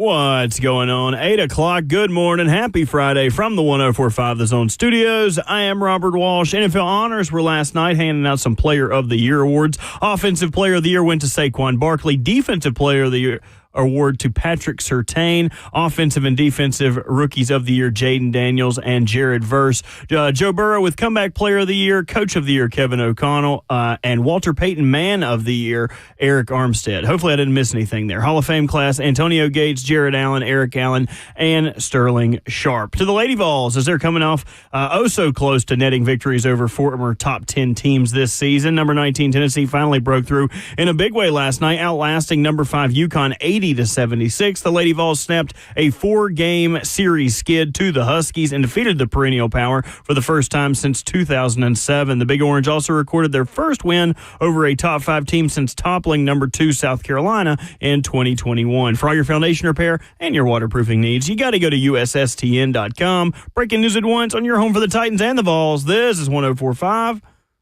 The Zone.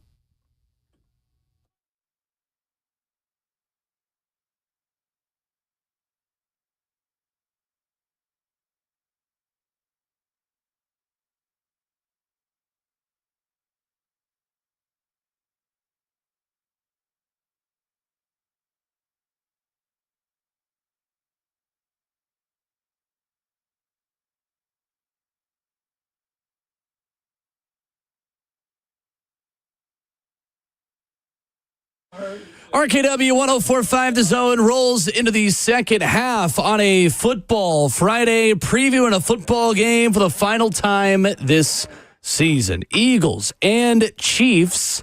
We're going to get back to some Titans draft discussion coming up in 15 minutes because it feels like we are introducing our audience to the Titans' Fantastic Four draft options. You got Abdul Carter, who we've talked about. Mm-hmm. You've got Cam Ward, who we've talked about a lot. You've got Shedeur Sanders, who we've spoken about.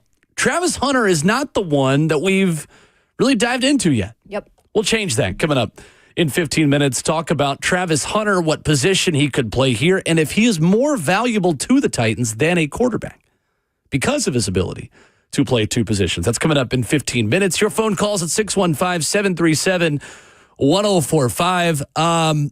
In a Super Bowl where Saquon Barkley, Jalen Hurts, Patrick Mahomes, and Travis Kelce get a lot of love, there is a player doing something that does not happen that needs more credit. And Ramon Foster has been banging this drum. It is time to give the people perspective on what Joe Tuni is doing this year for the Kansas City Chiefs. After starting at left guard for the first 14 weeks of the season, since he moved to left tackle, he has allowed a 10.3% pressure rate across 194 snaps in that span. With him at left tackle, Frank Caliendo's son, Mike, joking, have stepped in at left guard. He's only allowed a pressure rate of 11%. 196 pass blocking snaps, including the playoffs. Ramon Foster, how rare is it to have a guard switch mid-season to tackle and play this well mid-season for a team like Kansas City? I'd say it's pretty rare for a lot of different reasons, man. One is most times you got to be a special. You got to have one specialty. That's the position you start at, and once you learn how to start at that position, you don't get outside of that box. And that's one thing about Joe Tuni. He's been a career guard. This is what he does. And at that point, when you're asking him to switch position, it's okay. Well, are his arms long enough? Is he athletic enough? Can he get out of his stance? Mentally, I don't think people understand, like, once you settle into guard, your mind is just totally different. You're expecting to fight a whole lot sooner. You're expecting bigger guys that just want to run through you, or that if they run too far left or right, there's somebody there to somewhat hit them. That's probably, I think, why guards get minimized and centers too, right? Because you're in tight confines, right, of how you do your work. When I was asked in practice one time, hey, Mon, go to tackle. And I had already been starting at guard for about 4 or 5 years at that point. I sat at left tackle, and I didn't know what the hell I was doing, okay? I could do it, right, but the speed, the angles, the hands, the ability to not turn and open up to allow the defensive end or outside linebacker to get to the quarterback quick. Like, these are all the things that are happening at tackle when you play that position. And there's no safety net unless you got somebody chipping. And Tuni doesn't have that many chips on the plays that he's protecting Patrick Mahomes. So Will, Kayla, listeners, Bert's seen this also from Marshall Yonder, who I continue to bring up. But this is one of those things of where if you're talking about an offensive lineman like Hall of Fame, like feather in the cap, that adds to the legend of his, if you're asking me. Sure. Because it's not an easy feat. We've seen a right tackle here be a revolving door with the Titans.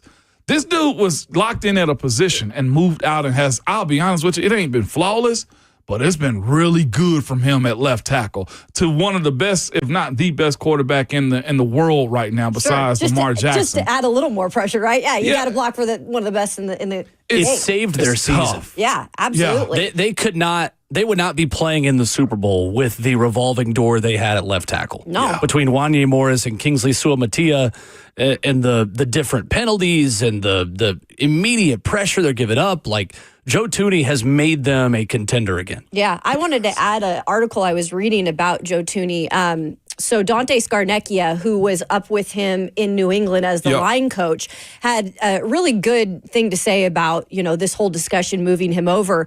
And he says if you have the skills and you have the toughness and you study the opponents you go against and you're good at technique, you can hold up against a lot of people. He said Joe Tuni is a good example. He went on to say stature-wise, Tuni doesn't measure up to play tackle. Kind of like what you were alluding to, right? He does not. But that's not all that's involved. He said, is he tall enough? He's 6'4 plus. Is he long enough? No. He said, but he knows how to play and he plays really good. No challenge is too big for him. And it's right. It's almost like you have to switch on a certain mentality because the physical ability to play that is not necessarily just there. And it's a whole lot that goes into it. Yeah, the traits. Yeah. Like the mindset of, look, if I'm a tick slow or I overset somebody, my quarterback is getting killed. That's why the tackles go into the Hall of Fame quicker, because you do have to have a level of athleticism and nerve and moxie about you to get that job done. And that's what he's showing that he's able to do. Not anybody can do this. Most times guys go from tackle to guard. You never see a guard go out to a tackle and efficiently play it well. So I'm going to do a blind comparison here with Joe Tuni. Okay. Joe Tuni is 6'4", 304 when he came in out of North Carolina State in 2016. He has a hand size of 9'6" and a quarter, or 9.625 is what this says. His arm length is 32 and a quarter. This other player is 6'4", 313, 9 pounds bigger than Tuni coming out with the same exact arm size and bigger hands, 10-inch hands, 32 and a quarter. I'm talking about Peter Skoronski. I know you are. Who has the exact same arm length as left tackle Joe Tuni. I know you are. And that was the big hang-up, right, of why you don't put him at tackle. Huh. I know it. Huh. Oh, God, we're going to get the chat going on this one, baby. Is he a one of one? Woo. So Giles just asked that. Woo. The only separator is we hadn't seen Peter do it. Right. I mean, to be fair, I mean that's they did this out of necessity. And two different coaching staffs have it not would done fix it. a lot of the Titans' issues if they could put Peter Skoronski at left tackle and J.C. Latham at right tackle. Are you make J.C. Latham better? Yeah, and probably. Are you willing to reset them and move them out? Like like Kansas City had to do this. Mm-hmm. Yeah, they did. Do the Titans have to move Peter to left? Here's my thing on this. Because now you got a case. I think they had to do it this past season, and they didn't. If they hadn't already done it, I doubt it's going to happen with Peter Skoronski moving to left tackle because they've had so many opportunities. Yeah, especially with the Bill Callahan, coming in and kind of having the say. But I think now that you are in an offseason, you could put J.C. Latham back at right. You could throw him at left. I'm just saying. Yeah, I mean, at this point, with all I've said about Tuni and Tuni, and how it comes down to opportunity. They did this out of necessity. Putting the Tuni in opportunity. All right. I beat you to it. Boy. Come on. All right, y'all produce the show. I'm out of here. Bert's retired. Living for stuff He's like that. You just retiring. took it from me. Come on. He's done that that twice this week, I feel like, to you. Remember? Because I can't remember the other one you cut me off. He gave him credit for I something yesterday, I think, too. That I remember. It's a tough world. I have so many funny jokes. I can't keep them all straight. 8-11 if you want to cut that one. To be real with you, no, we don't. We're moving on. to be real with you, like moving Peter Skoronski out to left, it has to come down to an opportunity. And do you feel it's best for the team? Mm-hmm. I don't know right now because I hadn't seen Peter do this. What is his 40 time? I don't think Peter Skoronski did the combine. Does it matter at this point? 5.18. Peter Skoronski. Joe Tuni was a 4.95. James explains said why he can make it work too. James said what everybody said. Coach Bill Callahan said he was a guard. I know. That's why I'm like, I don't know if they had the choice. This is not what's more important? What's more important? What's best for Peter Skoronski or what's better for the Tennessee Titans? What's better for the Tennessee Titans? Well, then I think I'm not saying do it. I'm saying it is a conversation I hope they are having, right? They have to have it. Because they better be going through all their options because right now the right tackle position is as cursed as left tackle was when Dennis Daly and Andre Dillard were here. It's like we've taken that and we've just put it on the other side. See, here's the separator too, though.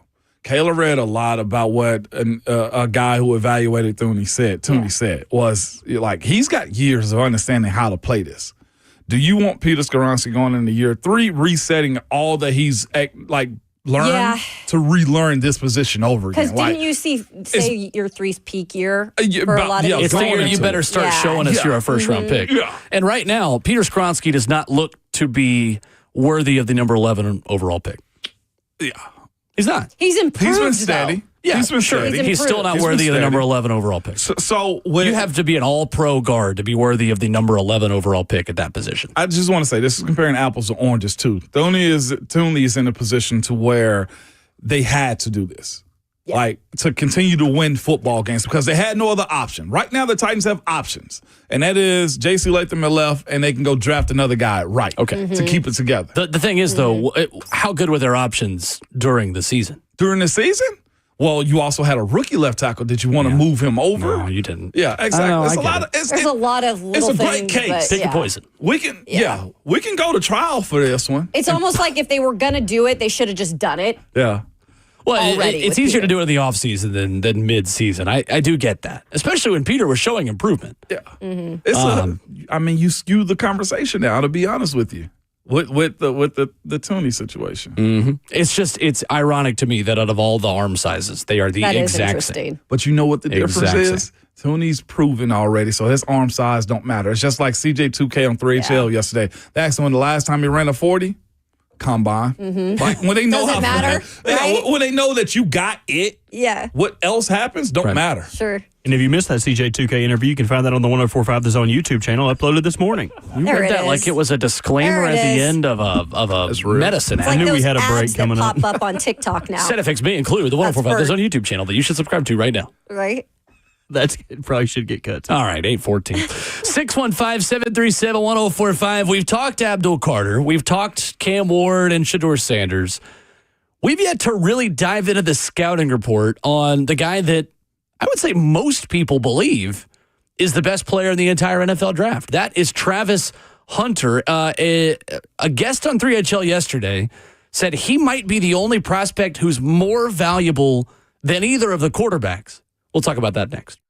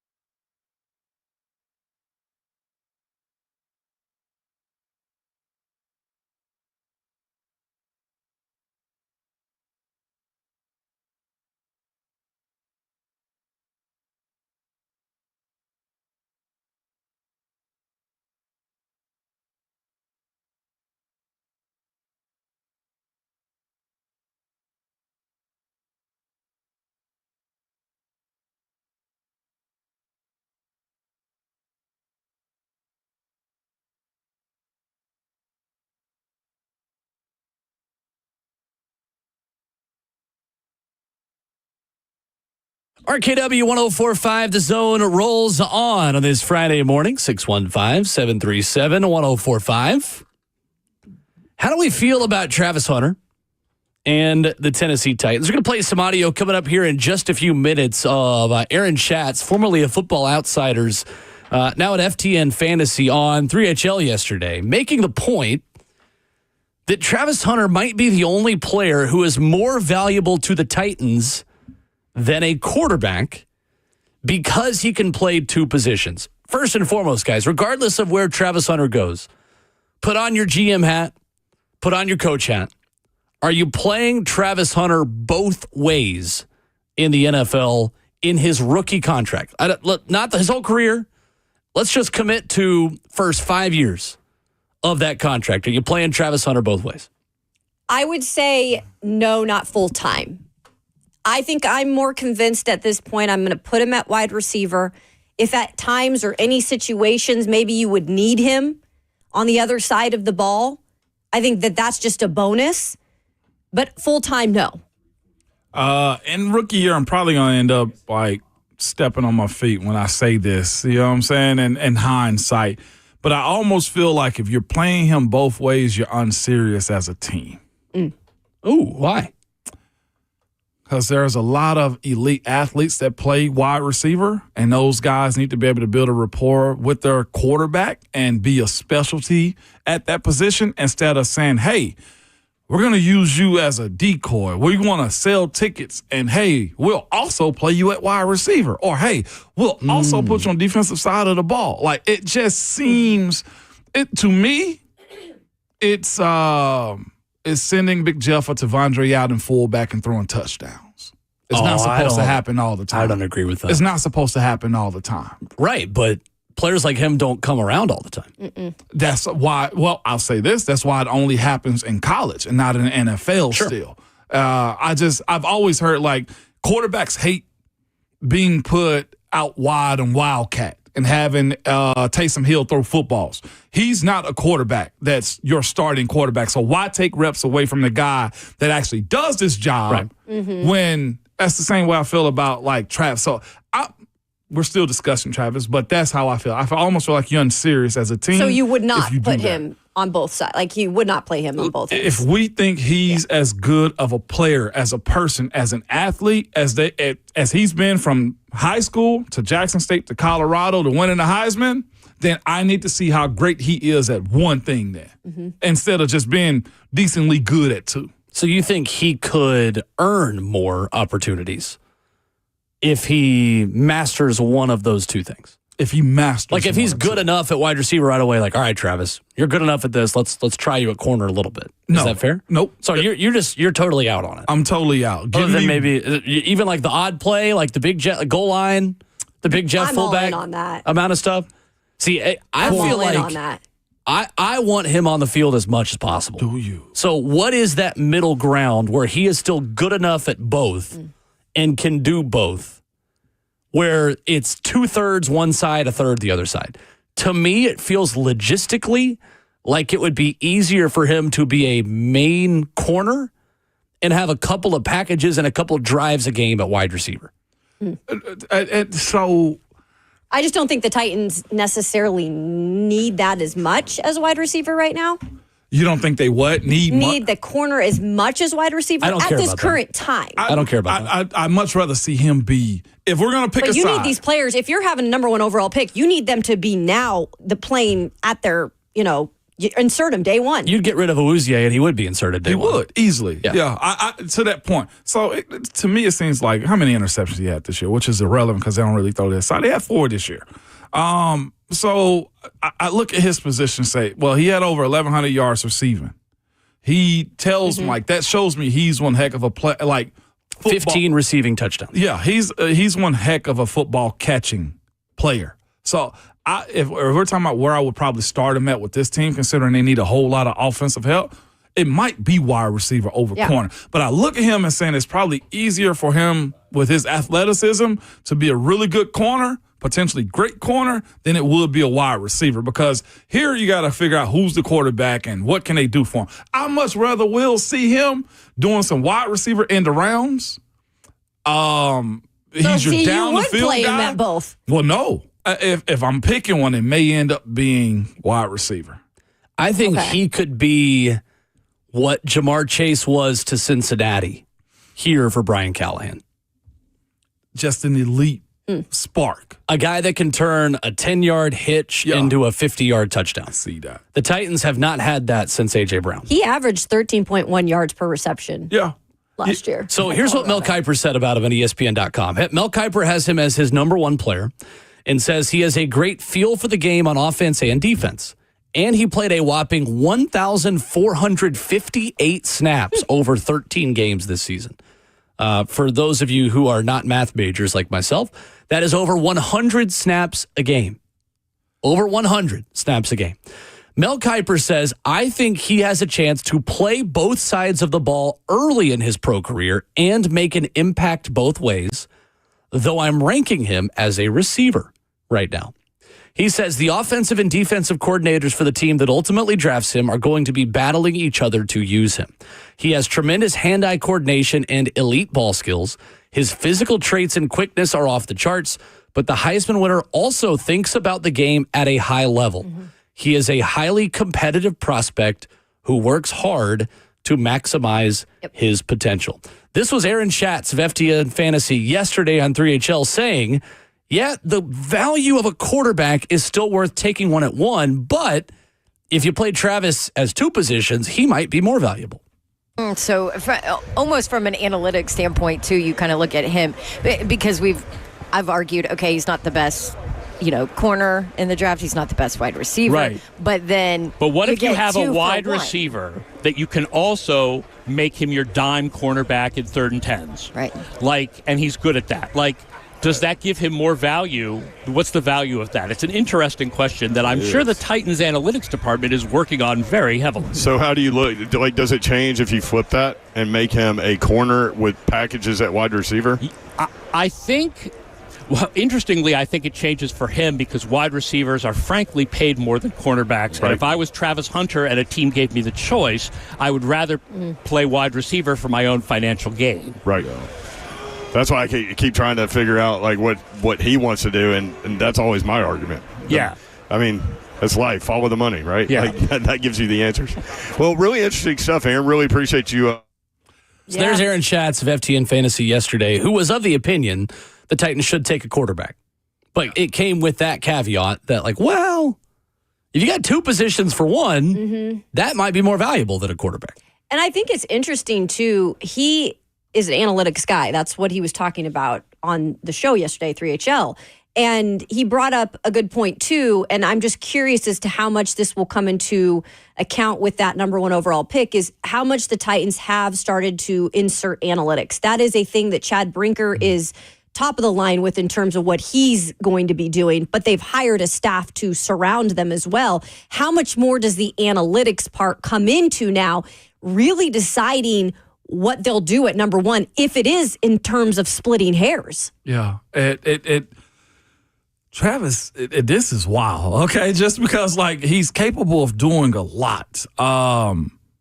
I go wide receiver first for him to start him off as a pro. I agree. Him playing dime from time to time, that's the role of a dime player anyway. Come in on third downs or in the red zone if you have to get a stop. 2-minute drill, everything else. And I wanted to also look up the reps. You said Travis Hunter had over 1,000. How many reps in 14 games? His total snaps in 13 games was 1,458. 1,400. Okay, the best wide receiver in the league right now. If not one, he's two. If not two, he's one. Justin Jefferson. played 1,043 snaps in 17 games last year. So I didn't think wide receivers got over 1,000 snaps, but they do. He's over 1,000 snaps and has been over 1,000 snaps 3 times in his career also. So it's not, far-fetched that he can play 1,000 reps in the NFL. It's just over 17 games. It's a matter of what offense is he in. Also this, too. I know under Vrabel he wouldn't have been drafted here because Vrabel's a run-first type of guy. All right, but what is his run-blocking ability going to be like, too? Or are you asking or putting him in those types of situations? Right. You putting him in a dime or nickel set, I can live that life. Right. 1,000 reps, I don't think is far-fetched. It's a matter of you got dudes who – it's the one-percenters at this point. Can he physically hold up over the course of the year? And I think there's a lot of people who have questioned his size, too. He's not the biggest, right? And I do want to say this. I've seen some things that he's doing in the offseason. Like, he's been in the gym. He's been working out because I think he's around, 6'1", 185 or so. I'm not as concerned about that at the wide receiver position, honestly, as long as you can continue to be that guy who's getting yards after catch. And we've seen it with who's Eagles wide receiver who's just Devontae Smith. I mean, and Devontae he's Smith. never really gained a Probably pound. closer to 165. Yeah, he's never gained a pound in the NFL. I don't know. I think that he is the run after catch threat the Titans desperately need. Kyle Krabs of the 33rd team writes, teams that desire a run after catch threat in the passing game could target him as a wide receiver capable of lining up all over the formation. That sounds like Jamar Chase. I'm not saying they're identical. Jamar Chase is bigger. Yeah. He's thicker. But in terms of the ability to take a 10-yard slant and cut it upfield and score, I think Travis Hunter gives you that. Kyle Krabs then adds, teams looking for an impact zone defender on the outside with ball hawking capabilities could target him as a lockdown starter outside. Hunter has some of the most eye-popping plays in coverage you'll see in this year's class, illustrating rare instincts despite splitting his time equally on either side of the ball. Krabs finishes the summary by saying, the term generational is often abused in the scouting space, but Hunter is the type of player we haven't seen in decades. Sounds like a wide receiver one to me. It sounds like wide receiver one, and it sounds like a guy you bring in when you got to get a stop. Your 2-minute drill on defense. Yeah. He's playing corner the whole drive. I think one of the challenges would be how this show and many others would talk about it. And Easton Freeze wrote about this at ADCSports.com. Could you imagine the armchair quarterback discussions about Travis Hunter? Yeah. Because we're doing it with Peter Skronsky, and he's a guard. Right. Like, if he gives up a touchdown, we're going to be saying, oh, he should have been a receiver. If he isn't on the field for a drive and whoever the quarterback is throws a pick, oh, why wasn't Hunter on the field? If he was a receiver, we would have scored. Right. They've got to live with the fact that that's going to be picked apart. And they got to stomach that. Because they're going to be in the that ones building. making the ultimate decision. Here's the other thing that people wonder, if you don't take a quarterback, which is a big need for this team at one, I get this all the time on social media. Who's throwing to Travis Hunter then? Who's throwing? Well, you guys, they've got to continue to build around them no matter what. Eventually, there'll be a quarterback here next year, whoever that might be, that will throw to him. I know it might not be the one that you want or the one that is going to get like the long-term deal here, but there's going to be a quarterback that will eventually throw to him, and eventually you'll get the quarterback that will be the guy. But you got to continue to get pieces wherever they may be, and the best pieces. If they're splitting hairs inside of that building on which quarterback to take, Shador or Cam, take Travis is the way I look at it. And if not Travis, you got to take Abdul.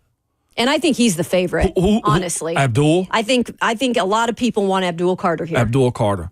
You look at that and say, where's the impact over time? Like, to me, like I said, I've said continue to like build into the defense if you're going to do it, and that means Abdul Carter. I also look at this situation and say, well, this offense needs a spark. You got to, if he is the generational guy, and even in they were warming up, Shador and Cam Ward were joking about who's going number one, and I think it was Cam said it, or was it Shador? Shador was like, well, it's going to be Travis.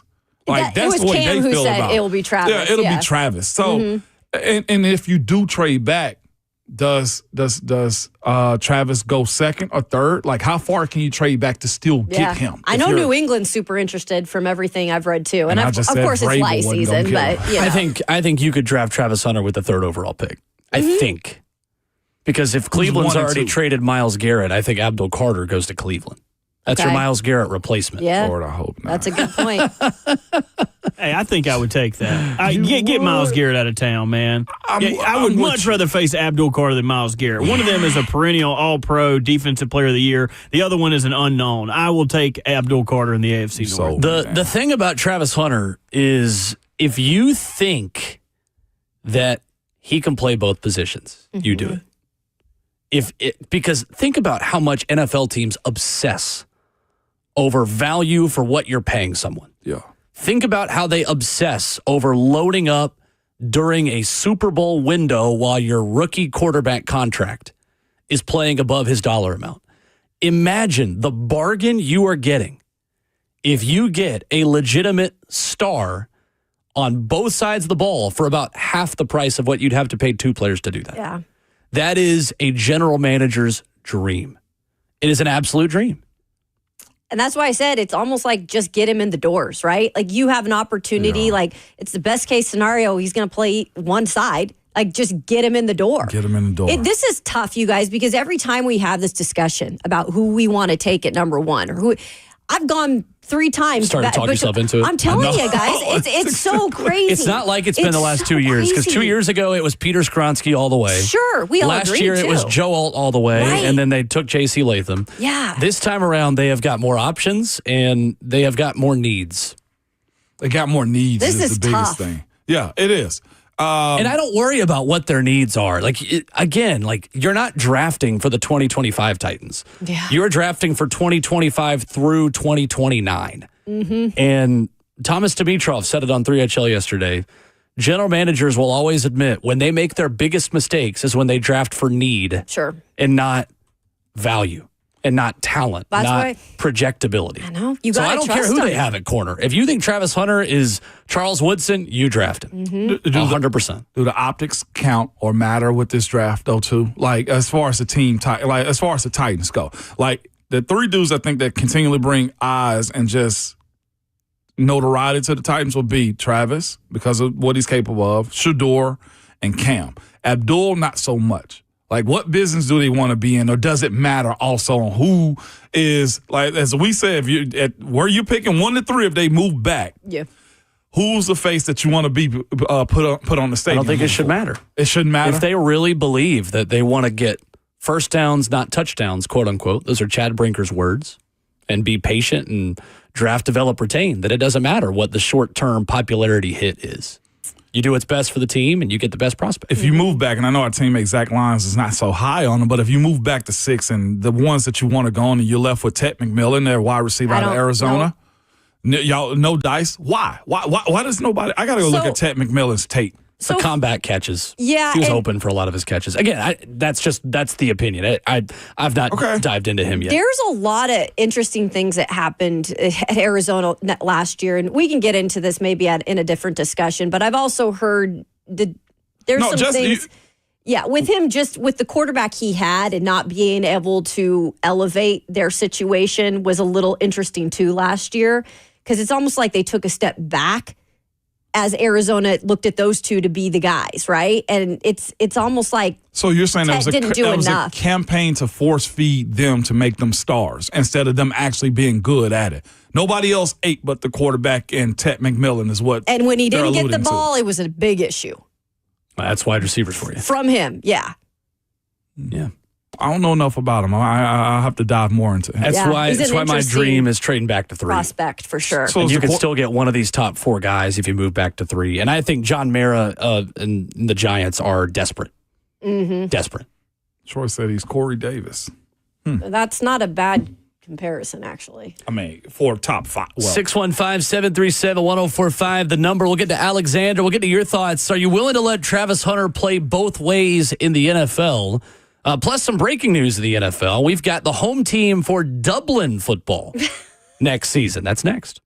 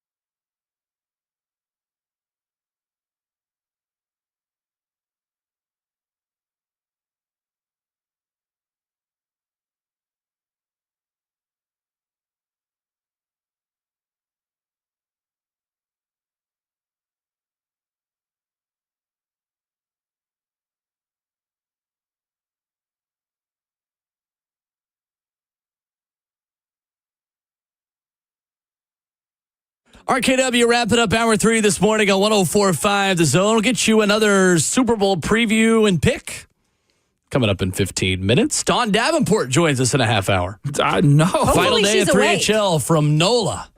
Typically, they're there at 9. I know. They got to get up there early. I don't know why I talked and talked. Yeah, you're talking in my ear. I don't know why I talked and talked. Excuse me, that was muscle memory. Okay. Can we do Dawn's intro? I've always wanted to do Dawn's intro. Sure. Please do it. I'm very excited for that. NFL going to Dublin, Ireland, and the Pittsburgh Steelers will be the home team. Nice. Yeah, they got a huge footprint over there, man, with Ambassador Rooney and everything else. Really? The history of them. Yeah, absolutely. NFL in Ireland.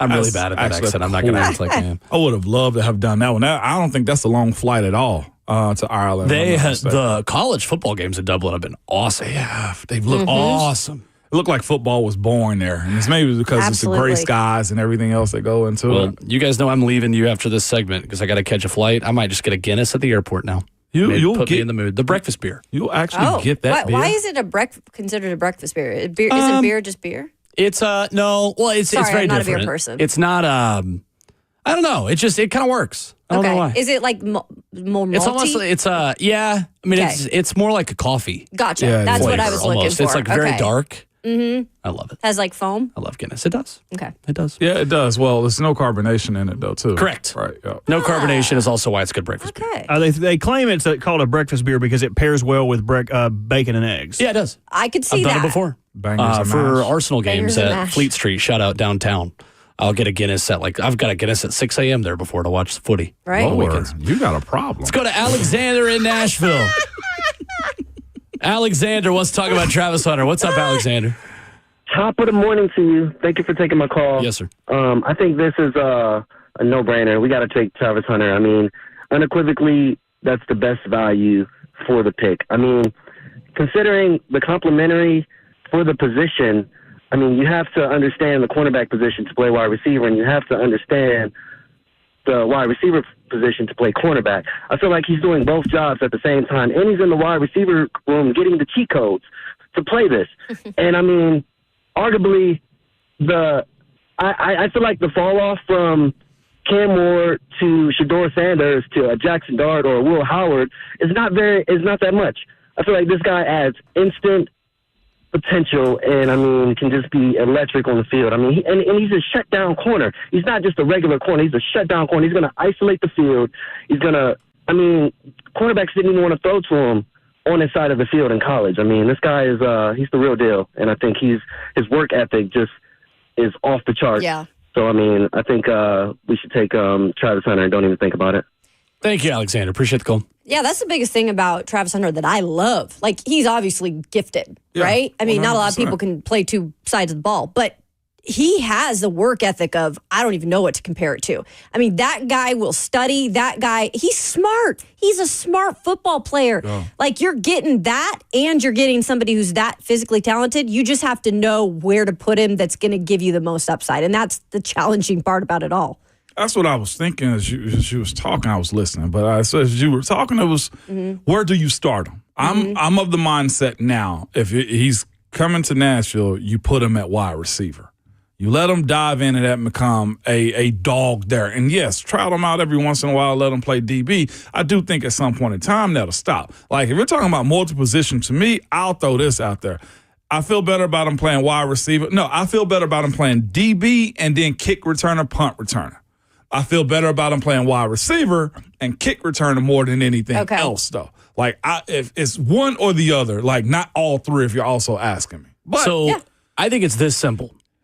If you want to play him both ways, you pick him number one overall. If not, you don't. That simple. No. If you think he can play both positions, he is the most valuable player in this draft to you. If you think he is just a wide receiver or just a corner, I don't think he's the most valuable player for the Titans right now. What if you traded back, got more picks, and were able to get him at 3? Yep. I'll tell you, I think the same scenario stays then. Like, all right, I still got you. I Depends on who else is available. Like, if Abdul Carter is still available to me and I have the third pick. So here we go. And we're going to hear this also from his camp, too. Where is he negotiating his rookie contract? Yep. As a DB or as a wide receiver? Yep. Isn't that what Shat said too? Like you're going to get Aaron more Schatz. value Aaron Schatz, yeah. as a wide receiver, more money long term. So, and that's where, and you don't have to fill out paperwork for it, but what position is he in his camp negotiating his rookie deal? Yep. And is it up to him? Yeah. Well, you can ask for it. I've seen guys change their position as far as like Pro Bowl voting and all pro. Right. I've seen dudes go from D ends to D tackles, though, as far as that goes. And he's going to, I mean, you paying him as a wide receiver, that's going to be a different conversation to be had all together. But he's wide receiver 1 if he comes here instantly in Nashville. Yeah. And that's what they need. Almost. Oh, my gosh. This is It's a fun exercise that we're going to continue. It's why I'm taking either him or Carter. Is the most surefire players. We can't be looking back when the new stadium opens and say, man, if only we'd taken this other guy. Right. Into it. And that still may happen. You might get a good player. Like if Cam Ward is successful in, I don't know, Cleveland. Well, no one's successful. No, don't in put Cleveland. him there. Let me get a better example. God, New York at least over Cleveland. and they're just as bad. I know, but They've not been as more bad. irrelevant than they don't the completely Browns. kill quarterbacks. I know they kill them. Who? New York Giants compared I thought They have since to Eli. the Cleveland Browns, though. Overall, how many compared to the quarterbacks have Browns. completely been ruined by the Browns? Almost every one of them. Yeah. They even got Dobbs. Dobbs got the hell out of there. From folks I know that have been around Travis Hunter, too, and this is everybody that's in America, I feel like he wants to be in Nashville. Like he live seems like in a Nashville. great dude, Yeah, the man. idea from the fan base that like, what if he doesn't want to sign? Like, no truth to He that. wants to be here, but I don't know if that's because they have the number 1 overall pick or he likes the city. From He my noted that. understanding, He wants to be the first pick in the draft. Yeah, absolutely. Who wouldn't? That should be your damn mentality. Ron Slay has told me it's Aaron Schatz, actually. Oh, is it Shots? Okay, thank you for that clarification. I did not know that either. Slay said, like the Little John song. Oh, okay. The perfect way. That was the way I knew it. That was the way I knew it for sure. Jordan Reed, by the way, of ESPN.com, put out a new top 50 this morning and has Travis Hunter 1 and Abdul Carter 2. One quarterback at the top 10. Cam Ward at 9. Okay. I don't and see Shedeur that Sanders at 15. If you think Cam Ward is the number 9 player, you don't draft him number 1 overall, in my opinion. Are we also in a reach conversation as it pertains to Shedeur? I think we're in the reach conversation on Shedeur and Cam with the number 1 pick. And that's the thing. There are plenty of teams that are going to reach, whether that's the Titans or not. But I think there are going to be teams that are going to reach higher than And 9 I don't for think the quarterback. Titans are in position to be one of those teams. You can reach for players if you've got everything else around it. I don't think this franchise can afford to reach right now. Yeah, and again, we're not the front office, and we haven't heard anything about Cam Ward yet with them. So Haven't met with him yet. yeah, We'll see. You guys have a good final hour. I'm out. yes, I'm going to hop on a plane. Enjoy. Chiefs 28, Eagles 27. Oh my goodness, Chiefs okay. win, Eagles cover. Look at that. Well, that would benefit you, It would. right? In Because your I have Thursday Eagles three. covering plus 1.5. He's already not going to have to walk on the treadmill. It's going to so be let's once just again, get that Kansas out there. City is going to be like taking knees to set up another field goal. I hate watching Chiefs games. I'm out. Final hour next of RKW. Peace.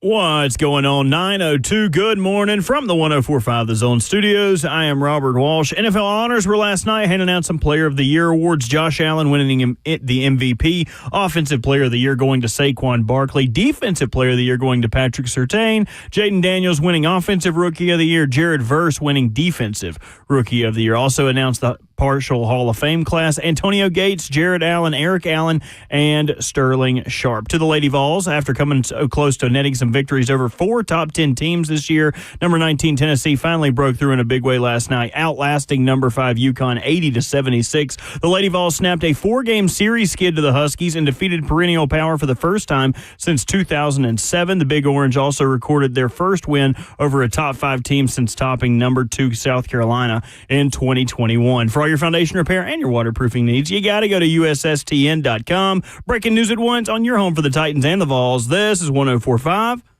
The Zone.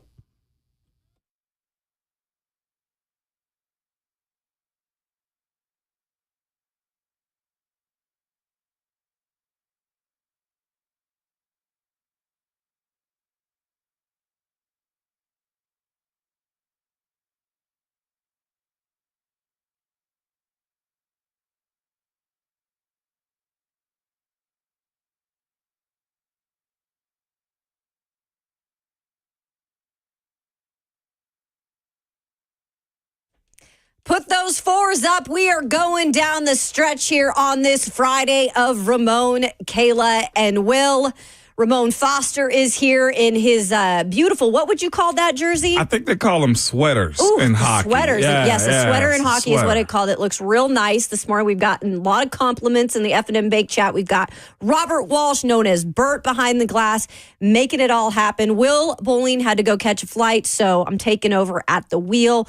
Don't worry, I will get you to the finish line safely. And I'm not going to promise that, but a 99.9% chance you'll get there safely, okay? Yeah, no doubt. Long as we don't say the 4-letter words and just do a bunch of craziness, okay? Exactly. Yeah, we're good to go and then. We've been pretty wild on this show this morning, but that's typical of a Friday. It's going to get even more wild because Dawn Davenport is going to join us at 9:20, better known as Babs. She is wrapping up things in the New Orleans with the Super Bowl. Of course, 3HL doing a wonderful job out there, and she'll kind of give us some thoughts on the week.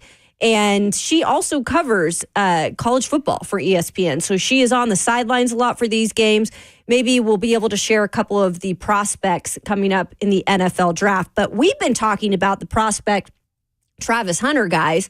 And this more and more I talk about some of these guys besides Cam Ward, Shedeur Sanders, I'm like, this actually might work. And Travis Hunter is one of those guys that could possibly work. Yeah, he could. Again, if you're not picking a quarterback, then this guy needs to be, as the word was used, and I don't think they meant it like this, but generational. Somebody that's really going to come in and instantly help you. And what we know about the Tennessee Titans team is they need help, and they need it fast. And not just that, from an optics side of things. Like, who on this team can walk inside of anybody's stadium and you know who they are? And I say that out of respect. Like Jeffrey Simmons, if I'm not mistaken, may have been the only one invited to the only one that went to the NFL award ceremony from what I saw. Bert, he was a Man of the Year nominee. Yeah, he was a Man of the Year nominee. I'm not sure if there was many others that went inside. Well, Will Levis was, I don't know if he was at the awards, but he was at the Super Bowl. Yeah, Will Levis was at the Super Bowl. And I mean, just speaking about that side of things, like, you do got to get to a point to where the branding of this team,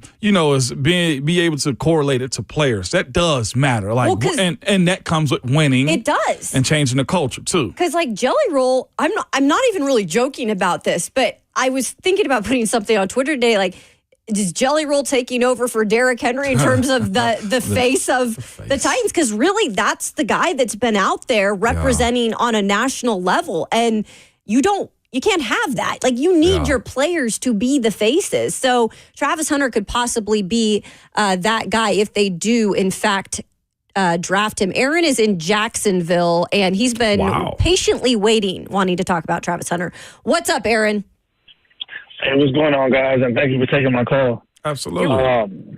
Ramon mentioned in the last segment that if he were to take Travis Hunter, and again, I'm not a professional player, so Ramon, you can correct me if I'm wrong, but I feel like it might be easier for Travis to play receiver and then maybe on third downs put him in that corner, versus if you put him in that corner all game, but then he gets a couple snaps at receiver, I feel like defenses can just key in on that, and then he's kind of useless in that moment. But if he's right receiver, you get multiple chances to get him the ball, and then third downs, you flip in the defense to get key stops. Right. Thanks, Aaron. Aaron, that's a heck of a point for sure. I think the easier pathway for his success is probably through wide receiver, just on the basis that, look, everything that we've heard about the athlete that he is, that the worker that he is, as a student of the game that he is, like, he can really control that as it pertains to his route running, his ability to, break people down after he catches the football and stuff like that. That's where his specialty of being that dude needs to show up time and time again. But it also does, as Kayla we spoke about a little bit earlier, come down to who's throwing the football to him. What is the protection like?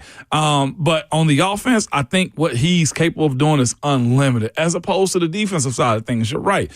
Blaine Bishop has come out and said from time to time he's probably better as a wide receiver. I see why now, just because there's so much that you have to learn. There's so much that you're mimicking wide receivers. And right now, this is a passing league. Yes. I do think he has the ability to play in spots, but in the NFL, the practice times aren't as long, right? And then you're not also playing against, he was a big dog this year, Travis Hunter. Absolutely. He was a junior. Won the Heisman. He's playing against guys that may be 17, 18 years old. He's going to come into this league, and as far as wide receivers go, full grown men that he's got to mimic and try to figure out what's what with them. I'm going to try to look up the Titans' schedule for next year as it pertains to. And I wanted to address something, too, just with people who might have misconfused what I was talking about with Jelly Roll. I absolutely love Jelly Roll, love what he's done for the city. My point being, though, the Tennessee Titans need to have faces that represent their actual football team that are players too. Like, I love the fact that they can put him out there and he represented at the best, right? A fan through thick and thin. But you've got to get to the point where you also have the faces of your franchise, and that's got to be more than Jeffrey Simmons. I agree with you on that. What you're saying, you don't want a Matthew McConaughey. Basically, he's a cheerleader for the University of Texas. You love that, but it's got to be more, right? They've got the players, too. And that the teams that do it right, the players are the focus point of all things. So, yes, it's Jeff. And the way I look at it, Jeff and right now that and is Jelly Roll. So, yeah. And it just speaks again. That also is why you're the number one overall pick right now, too. You got to make the right decision. Product has not been good. So, Travis, I think, elevates you. One of these quarterbacks always will, because this is a quarterback-driven league. I'm just wondering, like, how much can you actually play, Travis, both sides of the football? And that's the big question. Year in and year out. Now, Justin Jefferson has had over 1,000 reps. I looked up Devontae Smith, the small wide receiver from Philly, who's playing in the Super Bowl. He's had 3 years already of over 1,000 reps, too. So if we're asking Travis Hunter to play over 1,000 yards at wide receiver, how many reps do you also want him to play for DB too? DB, yeah. Let's go out to the phone line real quick. Let me make sure this is right. East Tennessee Nash Ed. Is that correct? East Nashville Ed. There we go. East Nashville Ed. Okay. What's up, guys, Ed? Listen, I like Travis Hunter. I like what he did at Colorado. But, guys, let me tell you something. You cannot take Travis Hunter number one overall pick. I'm sorry. You better get you a quarterback. All right? Travis Hunter does not take us to the Super Bowl. You've got to get a quarterback. And, look, I don't know which one. I don't know if it's Shador. I don't know which one of those guys is going to turn out to be good. But you've got to take a chance on a quarterback. I mean, look, Devontae Smith is the best college receiver I've seen come out of college in the last 10 years. He's just another guy, guys. He is just another guy. He's not even a Pro Bowler. He's good, but he's not. And look, Travis Hunter is 180 pounds. And you're telling me he's gonna get us? Look, Travis Hunter, I mean, I like what he's done. Right. I think he's going to be productive. But, guys, you cannot take a guy, number one, 180 pounds. And I'm going to tell you something.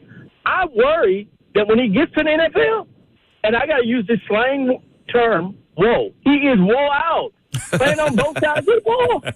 He is whoa out. Whoa out. You know, here's the thing, and listen, I'm going to say this and let you go. You remember back in the last, I guess, 10, 15 years, all of those running backs came out of the SEC, they would make it in the NFL. You know why?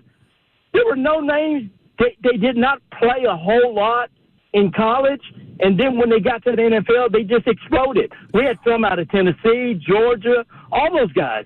I worry that Travis Hunter, playing as much as he has at 180 pounds, I don't think his body's going to withstand it, guys. Yeah. And I certainly don't think a number one pick. No way. Absolutely not. Get your quarterback. Gotcha. Otherwise, those GMs won't be around.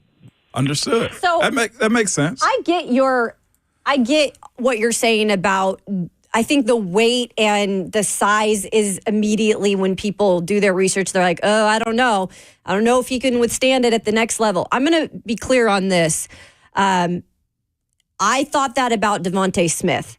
Hands down. I mean, I was like, man, that little frame is never going to make it He's gonna get folded at the next level. Yeah. There's no way. And he is smaller weight-wise than Travis Hunter. Yeah. And he has completely made me look like an idiot when it comes to that. I don't think we can specifically just look at the weight and the size. Now, if he were to play both sides of the ball full-time, for sure. Right. In the NFL, there's no way. But I think if you just put him at one position, for me, it'd be wide receiver. I think he can thrive. I don't think you can sit there and say his weight or his size, because there's been other guys that have done it that are that hard of workers and that put that much time and dedication into it. I mean, look at Xavier Worthy. He's smaller. That was my next one. Smaller than Smith is, and he's played every game this year. Mm-hmm. He has, and I don't think the size matters as much. Sometimes, like, guys are more tough than you think in football. It's just, to me, it's the amount of reps and how long you're going to get a guy like that too. Because if you're talking about playing on both sides, we've already said wide receivers that start do play over 1,000 reps. The way the offense goes, you want your starting wide receiver ones to be on the field at all times, no matter what. They can tap and come out. Justin Jefferson, elite. I look at the talent-wise and say, all right, if I say Travis Hunter's that type of guy, then I want Jamar. I want Justin Jefferson out of him if we're picking him number one at wide receiver. Yeah. And then we're also of the mindset, okay, well, he's number one overall, and he's that guy. Does he have to play defense? Okay, well, put him in at nickel dime, a sub-package DB. I'm looking at a guy right now, and I always go to Mike. Mike Hilton's a nickel DB. He's not a starter for the most part. This past year, Mike Hilton played 739 reps. So we're asking right now if that's the case. If you're trying to play him in nickel and dime situations, and sometimes teams can set you up personnel-wise to where they might want Travis out there because they know he's probably tired. Mm-hmm. So do you not put him in nickel dime situations, or do you? Because at this point, we're talking about 1,000 reps on offense and 700, and that's probably overdosing it, right? That's probably OD on the amount of reps that I'm projecting him to play both sides of the ball. But 1,700 reps in a year, I just don't think it's possible. And Dustin Gill said he's talking about cornerback, not wide receiver, in terms of being undersized, and that's fine. I'm just making my point for him at wide receiver, and that's why I would take him at number one, not to put him at the quarterback position. No, I put just him, to make that clear. But also too, I got it called in the last right before the break was this. So what if you take one of the quarterbacks and let's say they don't work? Right. And then you see Travis down the line and he's still in the league. Like, that's the only thing that you can flip that as well. So this year in general, this is the only year where I have that question. Well, and particular about the quarterbacks is you get fired because of those types of picks though too. Like to pick a quarterback and say this is your guy just because he's available. Like right now, I don't think GMs, front offices, or coaches know what a NFL quarterback is other than the ones that have them established already. Yeah. I do think Cam is nice, Cam Ward. I do think Shador can play football and is nice as well.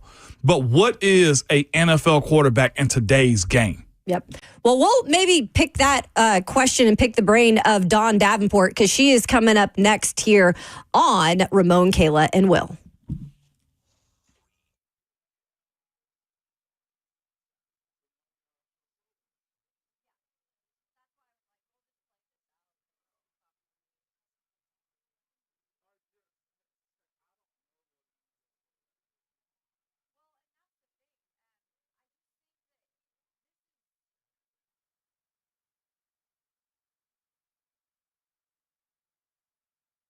Hey, it's Will Bowling, and I want to update you with exciting news from Brentwood Hearing Center and some of the new hearing device technology they have got for you.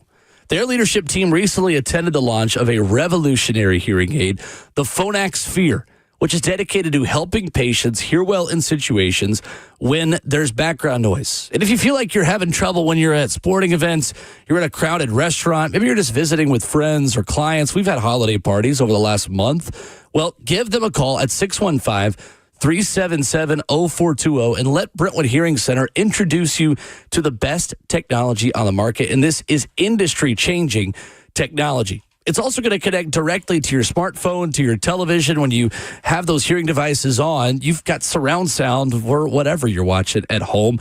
You need to visit them online at brentwoodhearingcenter.com to find out more. Give them a call, 615-377-0420, and let Brentwood Hearing Center introduce you to the sounds that you've been missing. That's 615-377-0420. Brentwood Hearing Center. Better hearing, better life.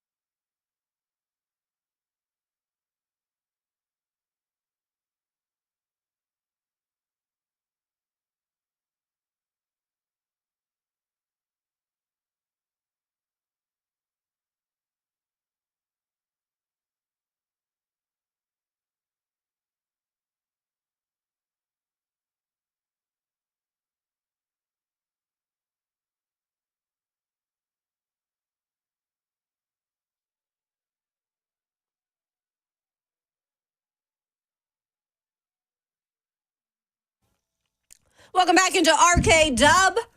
Wrapping up this final hour, and no better way to do it than with our friend Dawn Davenport. She has been in New Orleans all week, doing a great job on 3HL, and I'm sure you guys have been out a couple nights, right, Dawn? Hi, guys. No, 3HL would never do that. We're here to strictly work. I mean, come on. Have you won it or lost it all? That's my first question. Listen, I fought, and then I fought again, and then I did not win.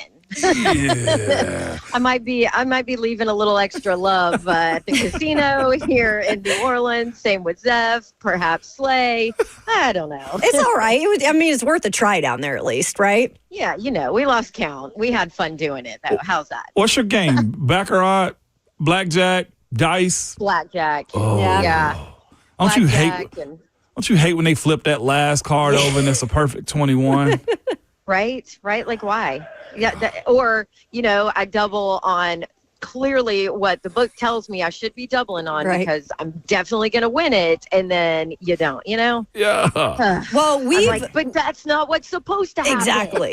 We've lived vicariously through you guys and your posts because they've been so fun to follow in terms of like going to some of these old bars that are haunted and all the fun shots and everything. So we definitely have lived through you guys. But you have done a great job. And I wanted to start off the conversation, Dawn, by you guys had Aaron shots of, FTN Fantasy on yesterday. And we've been having this conversation this morning about Travis Hunter. And he had something to say about if you don't pick a quarterback, which analytically you probably should do, the next best thing would be Travis Hunter. Where do you stand on this, Dawn? See, I'm with kind of Todd Furman where he's like, okay, but he's not the best corner in the draft and he's not the best wide receiver in the draft. So why are you going to go that direction? Well, so shots is strictly a numbers, analytics.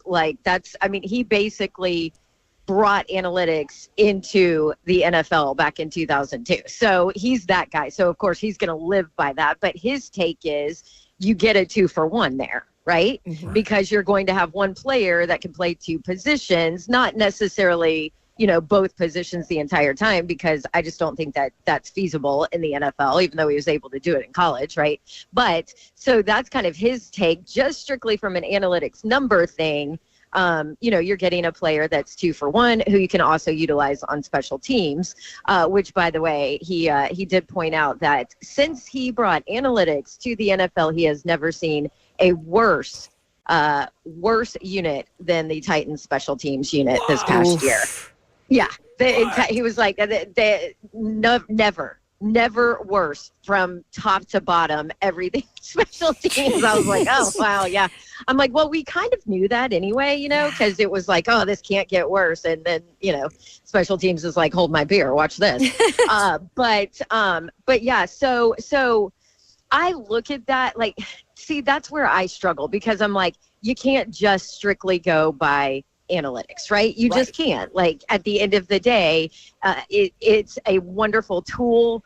It's, phenomenal to make you be able to see things a little bit easier, to really see where you're strong, where you need to be stronger. I get that. And it belongs in the game and all of that. But it is also hard when you're talking football because, Ramon, your whatever sack rate or quarterback pressure rate or whatever, guess what, it doesn't just depend on you, and it also is going to change depending on who the hell's next to you. Mm-hmm. So I feel like you kind of take that with a grain of salt, you utilize it and that kind of thing. But so that's where I am on Travis Hunter. I get what he's saying because it's kind of a 2-for-1, but then I also look at it and I'm like, okay, but if he's not the best at the position that you're going to utilize him the most at in the entire draft, then why are you going to get a player like that so high? Speaking with Dawn, that completely makes sense, Dawn. We're with Dawn Davenport at 3HL.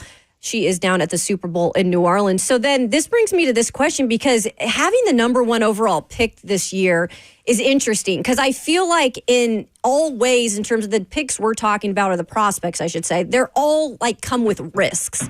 And this more than any year, I feel like. So if you're going to take the risk, with the Titans at number 1 overall, like who then are you taking? Are you taking one of these quarterbacks? Are you taking Abdul Carter? Or are you going Travis Hunter?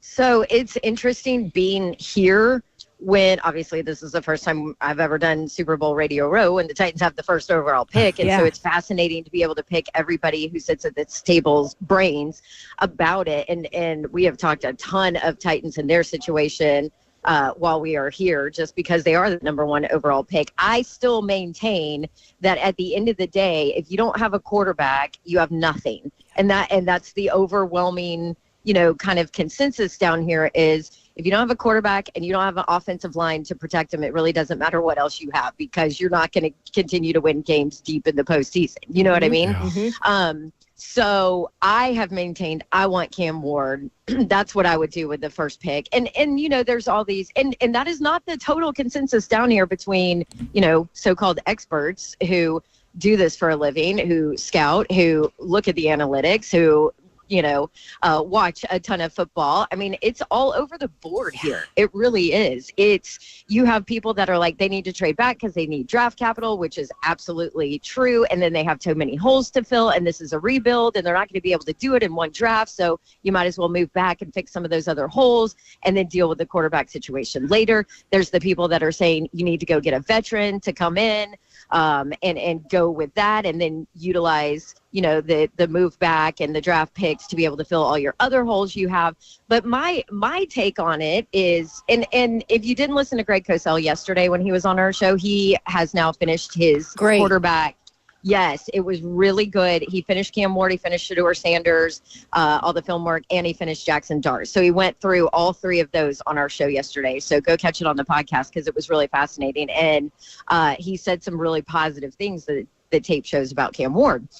So that just even solidified, my thought that I would go quarterback with that first pick in Cam Ward because I think that he can be successful in the league, Mm-hmm. And I know there's so much talk about how down the quarterback class is and all of that, but guess what? All you need is one. Yeah. I mean, and if that one is going to be the dude, then you don't pass up on that. Now, it depends on what their scouts say, what they think. But for me, I just think it's so hard to find a quarterback in this league. You guys know that. You're going to overpay for a veteran if you bring in that guy. You're going to probably overpay for a bridge quarterback if you go that route. I'm pretty sure the fan base will burn the city down if they stick with Will Levis for another year. So you're just in kind of a tough position. But for me, I just look at it and I'm like, if you have the first number 1 overall pick, that is your chance to get a quarterback. And you don't know when you're ever going to be there again. Now, you hope you won't be the next year. And I've said this on our show. My husband is all about like trade back, get all this draft capital, and then you'll have it. And you can move up next year and go get your quarterback after you fill all these other holes. And I'm like, that's great and wonderful in principle.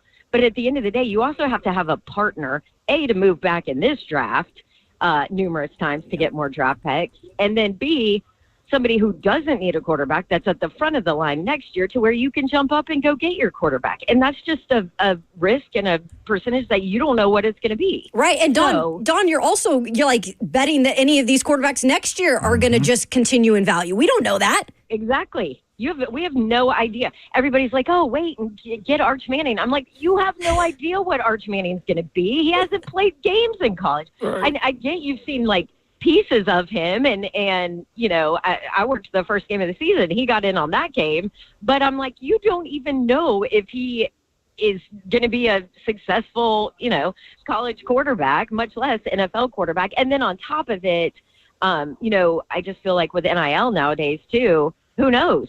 Who knows if somebody stays a little bit longer because, hey, listen, I can make $4.5 billion by staying in college and living my best life before going to the NFL. So it's just such a crapshoot that for me, I wouldn't pass up on having the number 1 overall pick when I have a chance to get a quarterback that, could possibly be the franchise guy. I would be willing to take that risk. No doubt. Dawn Davenport of 3HL and SEC, ESPN. I mean, what don't you do? Mom of Baby Babs, wife of Mr. Babs. I mean, what we got going on here? And the new basketball league we've got here. Hey, there we go, Dawn. Oh, yeah. Yesterday. I'm working one of those 2 days ago. tomorrow, Yeah. so. Yep. That'll be fun. I know. I need. And Mama needs a vacation. Me Especially too. after this trip with these boys. I tell you what. Keeping up with them. I got to tell you, though, we ate last night. So Commander's Palace is the name of the restaurant. It's like famous in New Orleans. I'm like, oh, we're never getting in. So I call anyway, and I'm like, hey, any chance at a reservation? And, the guy's like, yeah, actually, we just had one cancel. And then I was like, I'm pretty sure that this is where Jim Nance recommended that we go, but I couldn't remember for sure when I was on the phone, and so I go, Mayor, isn't Commander's Palace where Jim told us we need to go? And the guy on the phone goes, Jim Nance? If you're talking about Jim Nance, yes, this is it. He comes here all the time. And I was like, I am talking about Jim Nance. Okay. That's awesome. This is weird. Yeah. And so he was like, yep, okay, we got you covered. See you in a little bit. That's Look at sweet. you with the subtle name drop. Come on. I know. Well, and I didn't even say his last name. Like, he brought it up when he was on the phone with me. So I'm like, thank you, Jim Nance, for, helping get us in. And by the way, it was the best food that I think I've ever had. So good. Savage texts me. He texted me late last night telling me it was the best steak he's ever had in his life. Yeah. Okay. This is going to tell you how good it was. He didn't even ask for steak sauce, until like halfway through his steak. And I'm like, dude, you don't even need that. Don't do it. All right. It's on my list. That's how you know. Yeah, that's how you know. Anybody knows Ron Slay. He's a sauce guy. No matter the food, it can already be chili, and he might add sauce to it. Yep, exactly. I mean, like, I've never seen somebody love sauce like that guy does. No doubt. Same here. And I'm a sauce guy myself. But, Babs, here's what I also am. Clearly dumb, okay? And so are you, and so is everybody else in the city of Nashville. Because the conversation that you guys had with Ian Rappaport and Thomas Dimitrioff, it seems like, are we, people that are close to the crime scene, wrong about Levis? I don't know. This whole entire thing has shocked me because there have been multiple people that have said, give Levis another year. Multiple people, y'all. And it's not. And so then part of me is like, well, you're not in it like we are. You don't see it. Right. You know what I mean? Yeah. Like you don't watch him closely every single week. And that is fair because national people don't watch the Titans closely every week. But also, the people that you're mentioning are people that talk to everybody across the league, people that we don't have access to. So I'm like, I don't think we're wrong, honestly. I don't. But I will also say this, I feel like within this fan base, there's so much frustration. And so there's a lot of almost like, oh, our franchise is a disaster. It's in a terrible place. We hear from listeners that are like, Miss Amy's ruining it, all that crap, right? Which I don't agree with. But the consensus here from national people is that the Titans are a very desirable franchise. Obviously, Nashville's a desirable city, and that what they have done now with the front office and who they've hired and the reorganization of that is top notch. I mean, you heard Rap Sheet say this is one of the best front offices in all of the NFL right now, what they've put together. So I think maybe our fan base needs to step back a little bit and kind of look at what's going on here and the decision to fire Rand and say, okay, maybe it's not exactly the dumpster fire that the fan base wants to think it is right now. And I mean, I get it. That's fandom, right? But yeah, there is a very high respect for the Titans franchise and what they have done in the front office right now with the GM hire, with all the extra pieces they've added in around here nationally. It's funny you said that and started speaking about it, and the comments that are coming in on the Levis take, of course, people who are fans of the Titans, nobody is saying give Levis another year. Somebody else said probably all Levis's family and friends are saying this and said, seriously, who said that? Called them out. Like, nobody believes that is close to the scene, but like even I had to sit back, Babs, and was like, am I wrong? With like how I viewed Will Levis, or is the same story we saw at Kentucky the same one we saw here, and that's just who he is, and everybody's going off of the measurables and the potential. But like Babs, my thing has been the same way Jaden Daniels jumped into the scene and CJ Stroud and others. Within the first like 6 to 8 weeks of your rookie year, you got to show us who you are. And Levis was back and forth, and this first full year that he had was bad. So it's hard to get most off the tracks whenever you have such a bad showing when you open up as the opening day starter. That's my thing, Babs. No, and I'm with you because you guys know I was completely sold on Will Levis coming in to the preseason. Sure, a lot of us were positive on him. I was. I changed my tones like, give him time. He's going to be the guy. Yeah, give him time. He's going to be the guy. So maybe we haven't been fair enough to point out, and this is what everybody here is pointing out, the offensive line, how bad the right side was, how, he's seeing ghosts. It's hard to basically function when you know you're going to get hit in about 1.5 seconds, right?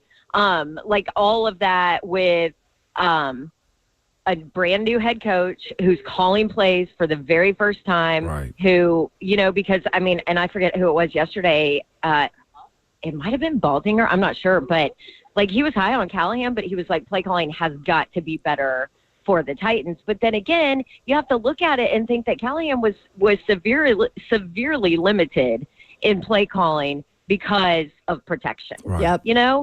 And so all of those pieces make me kind of step back now and think, okay, are we being unfair to Will Levis?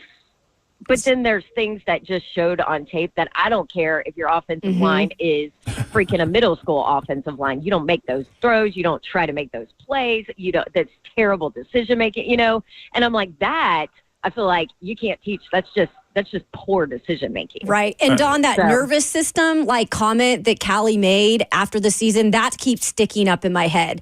And I just don't think nervous system in a quarterback can be fixed overnight. And I just feel like Will just might not have the overall it factor to be that guy.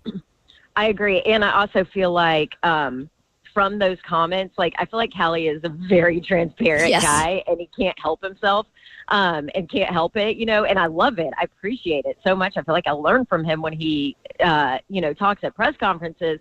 But my take on that was he doesn't believe in Will Levis. He's done with him. And almost I don't know, I almost feel like he probably resents him because he felt like he couldn't do a lot as a first-time play caller. You know what I mean? Yeah. So I don't know. I still think,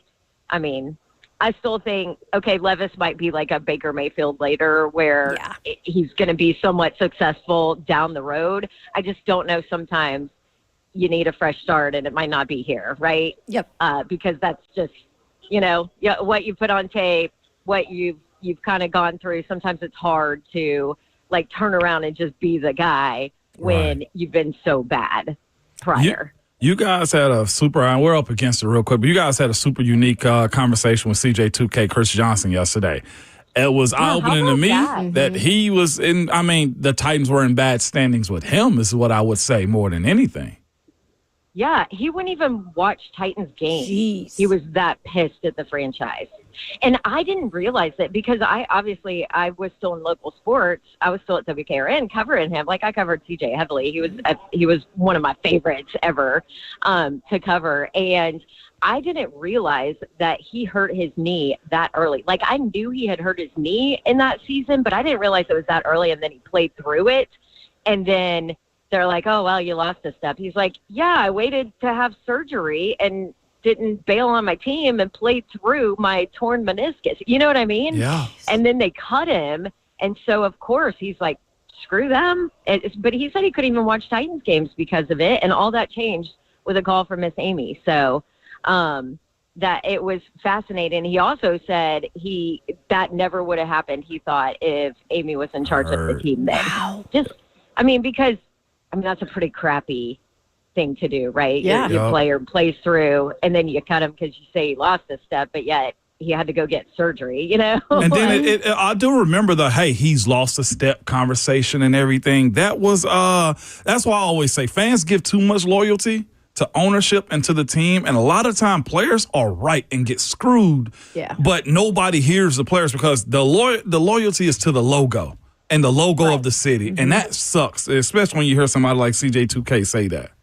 Yeah. So I'm glad he's back. I'm glad Amy mended those fences. And it has been, I said this yesterday too, but it's been really fun to see CJ like mature. I mean, he's about to be 40 now. I covered him on his draft day. You know what I mean? But it's been fun to see him mature and really like dive into figuring out who he is, what's important, and all of that. And he would give anything, it sounded like, to be a part of the Titans franchise again in scouting and coaching and player development and something, you know.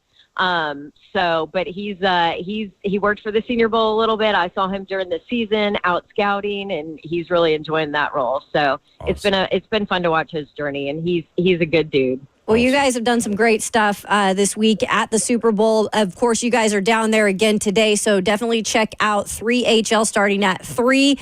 And, Don, we appreciate you taking the time. Tell us. Just real quick, we've got Diana Rossini coming up. Yes. We've got Jamie Erdahl. We've got Kevin Harlan coming up. Woo! We've got Taylor Lewan and Will Compton, Busting with the Boys coming up today. So it's going to be a fun day. We got a lot going on. That is great. Yes, appreciate definitely tune in to 3HL, and we appreciate you, Don. All right. Talk to you later, fools. Peace. All right. There you have it. Our own Don Davenport Babs just tearing it up down there in New Orleans like we expected they would do. We will not tear up the show, but we will put a bow on the show. Look at that when we return here on Ramon, Kayla, and Will.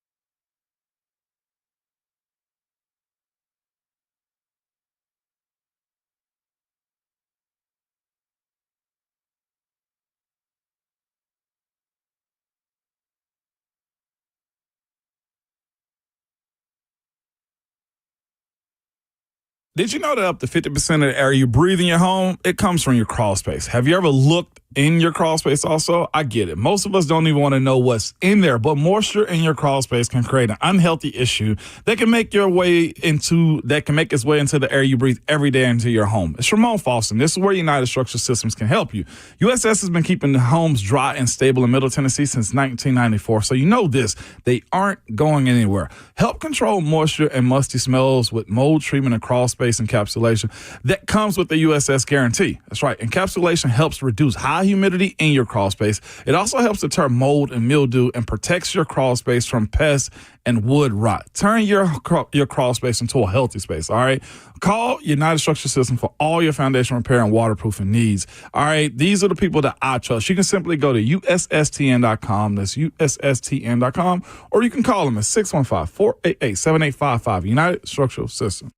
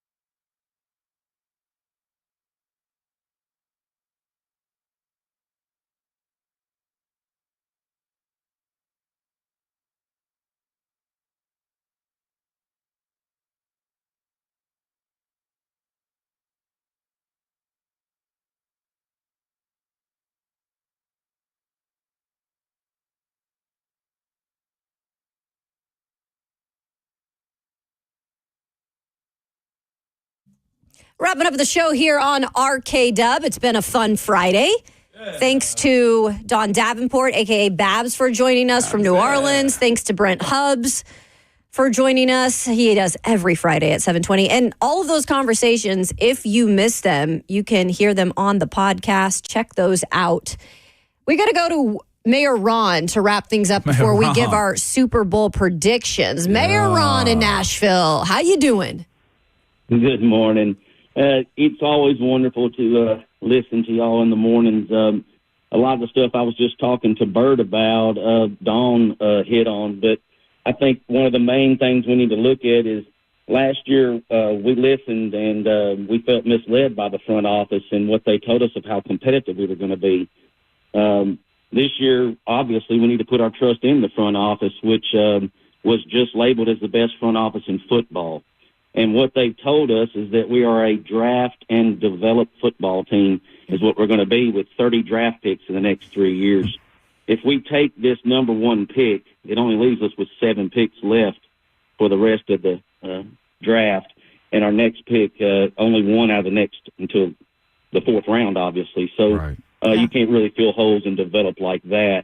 So I think trading back is our biggest option. And something that Dawn hit on is it's so important to see that front office where it is, but also look at what it holds Miss Amy to. You can't just fire a GM, a coach, and a GM anymore when you bring in these OGs that have 15 years experience like Callahan and Bones and even Berganzi.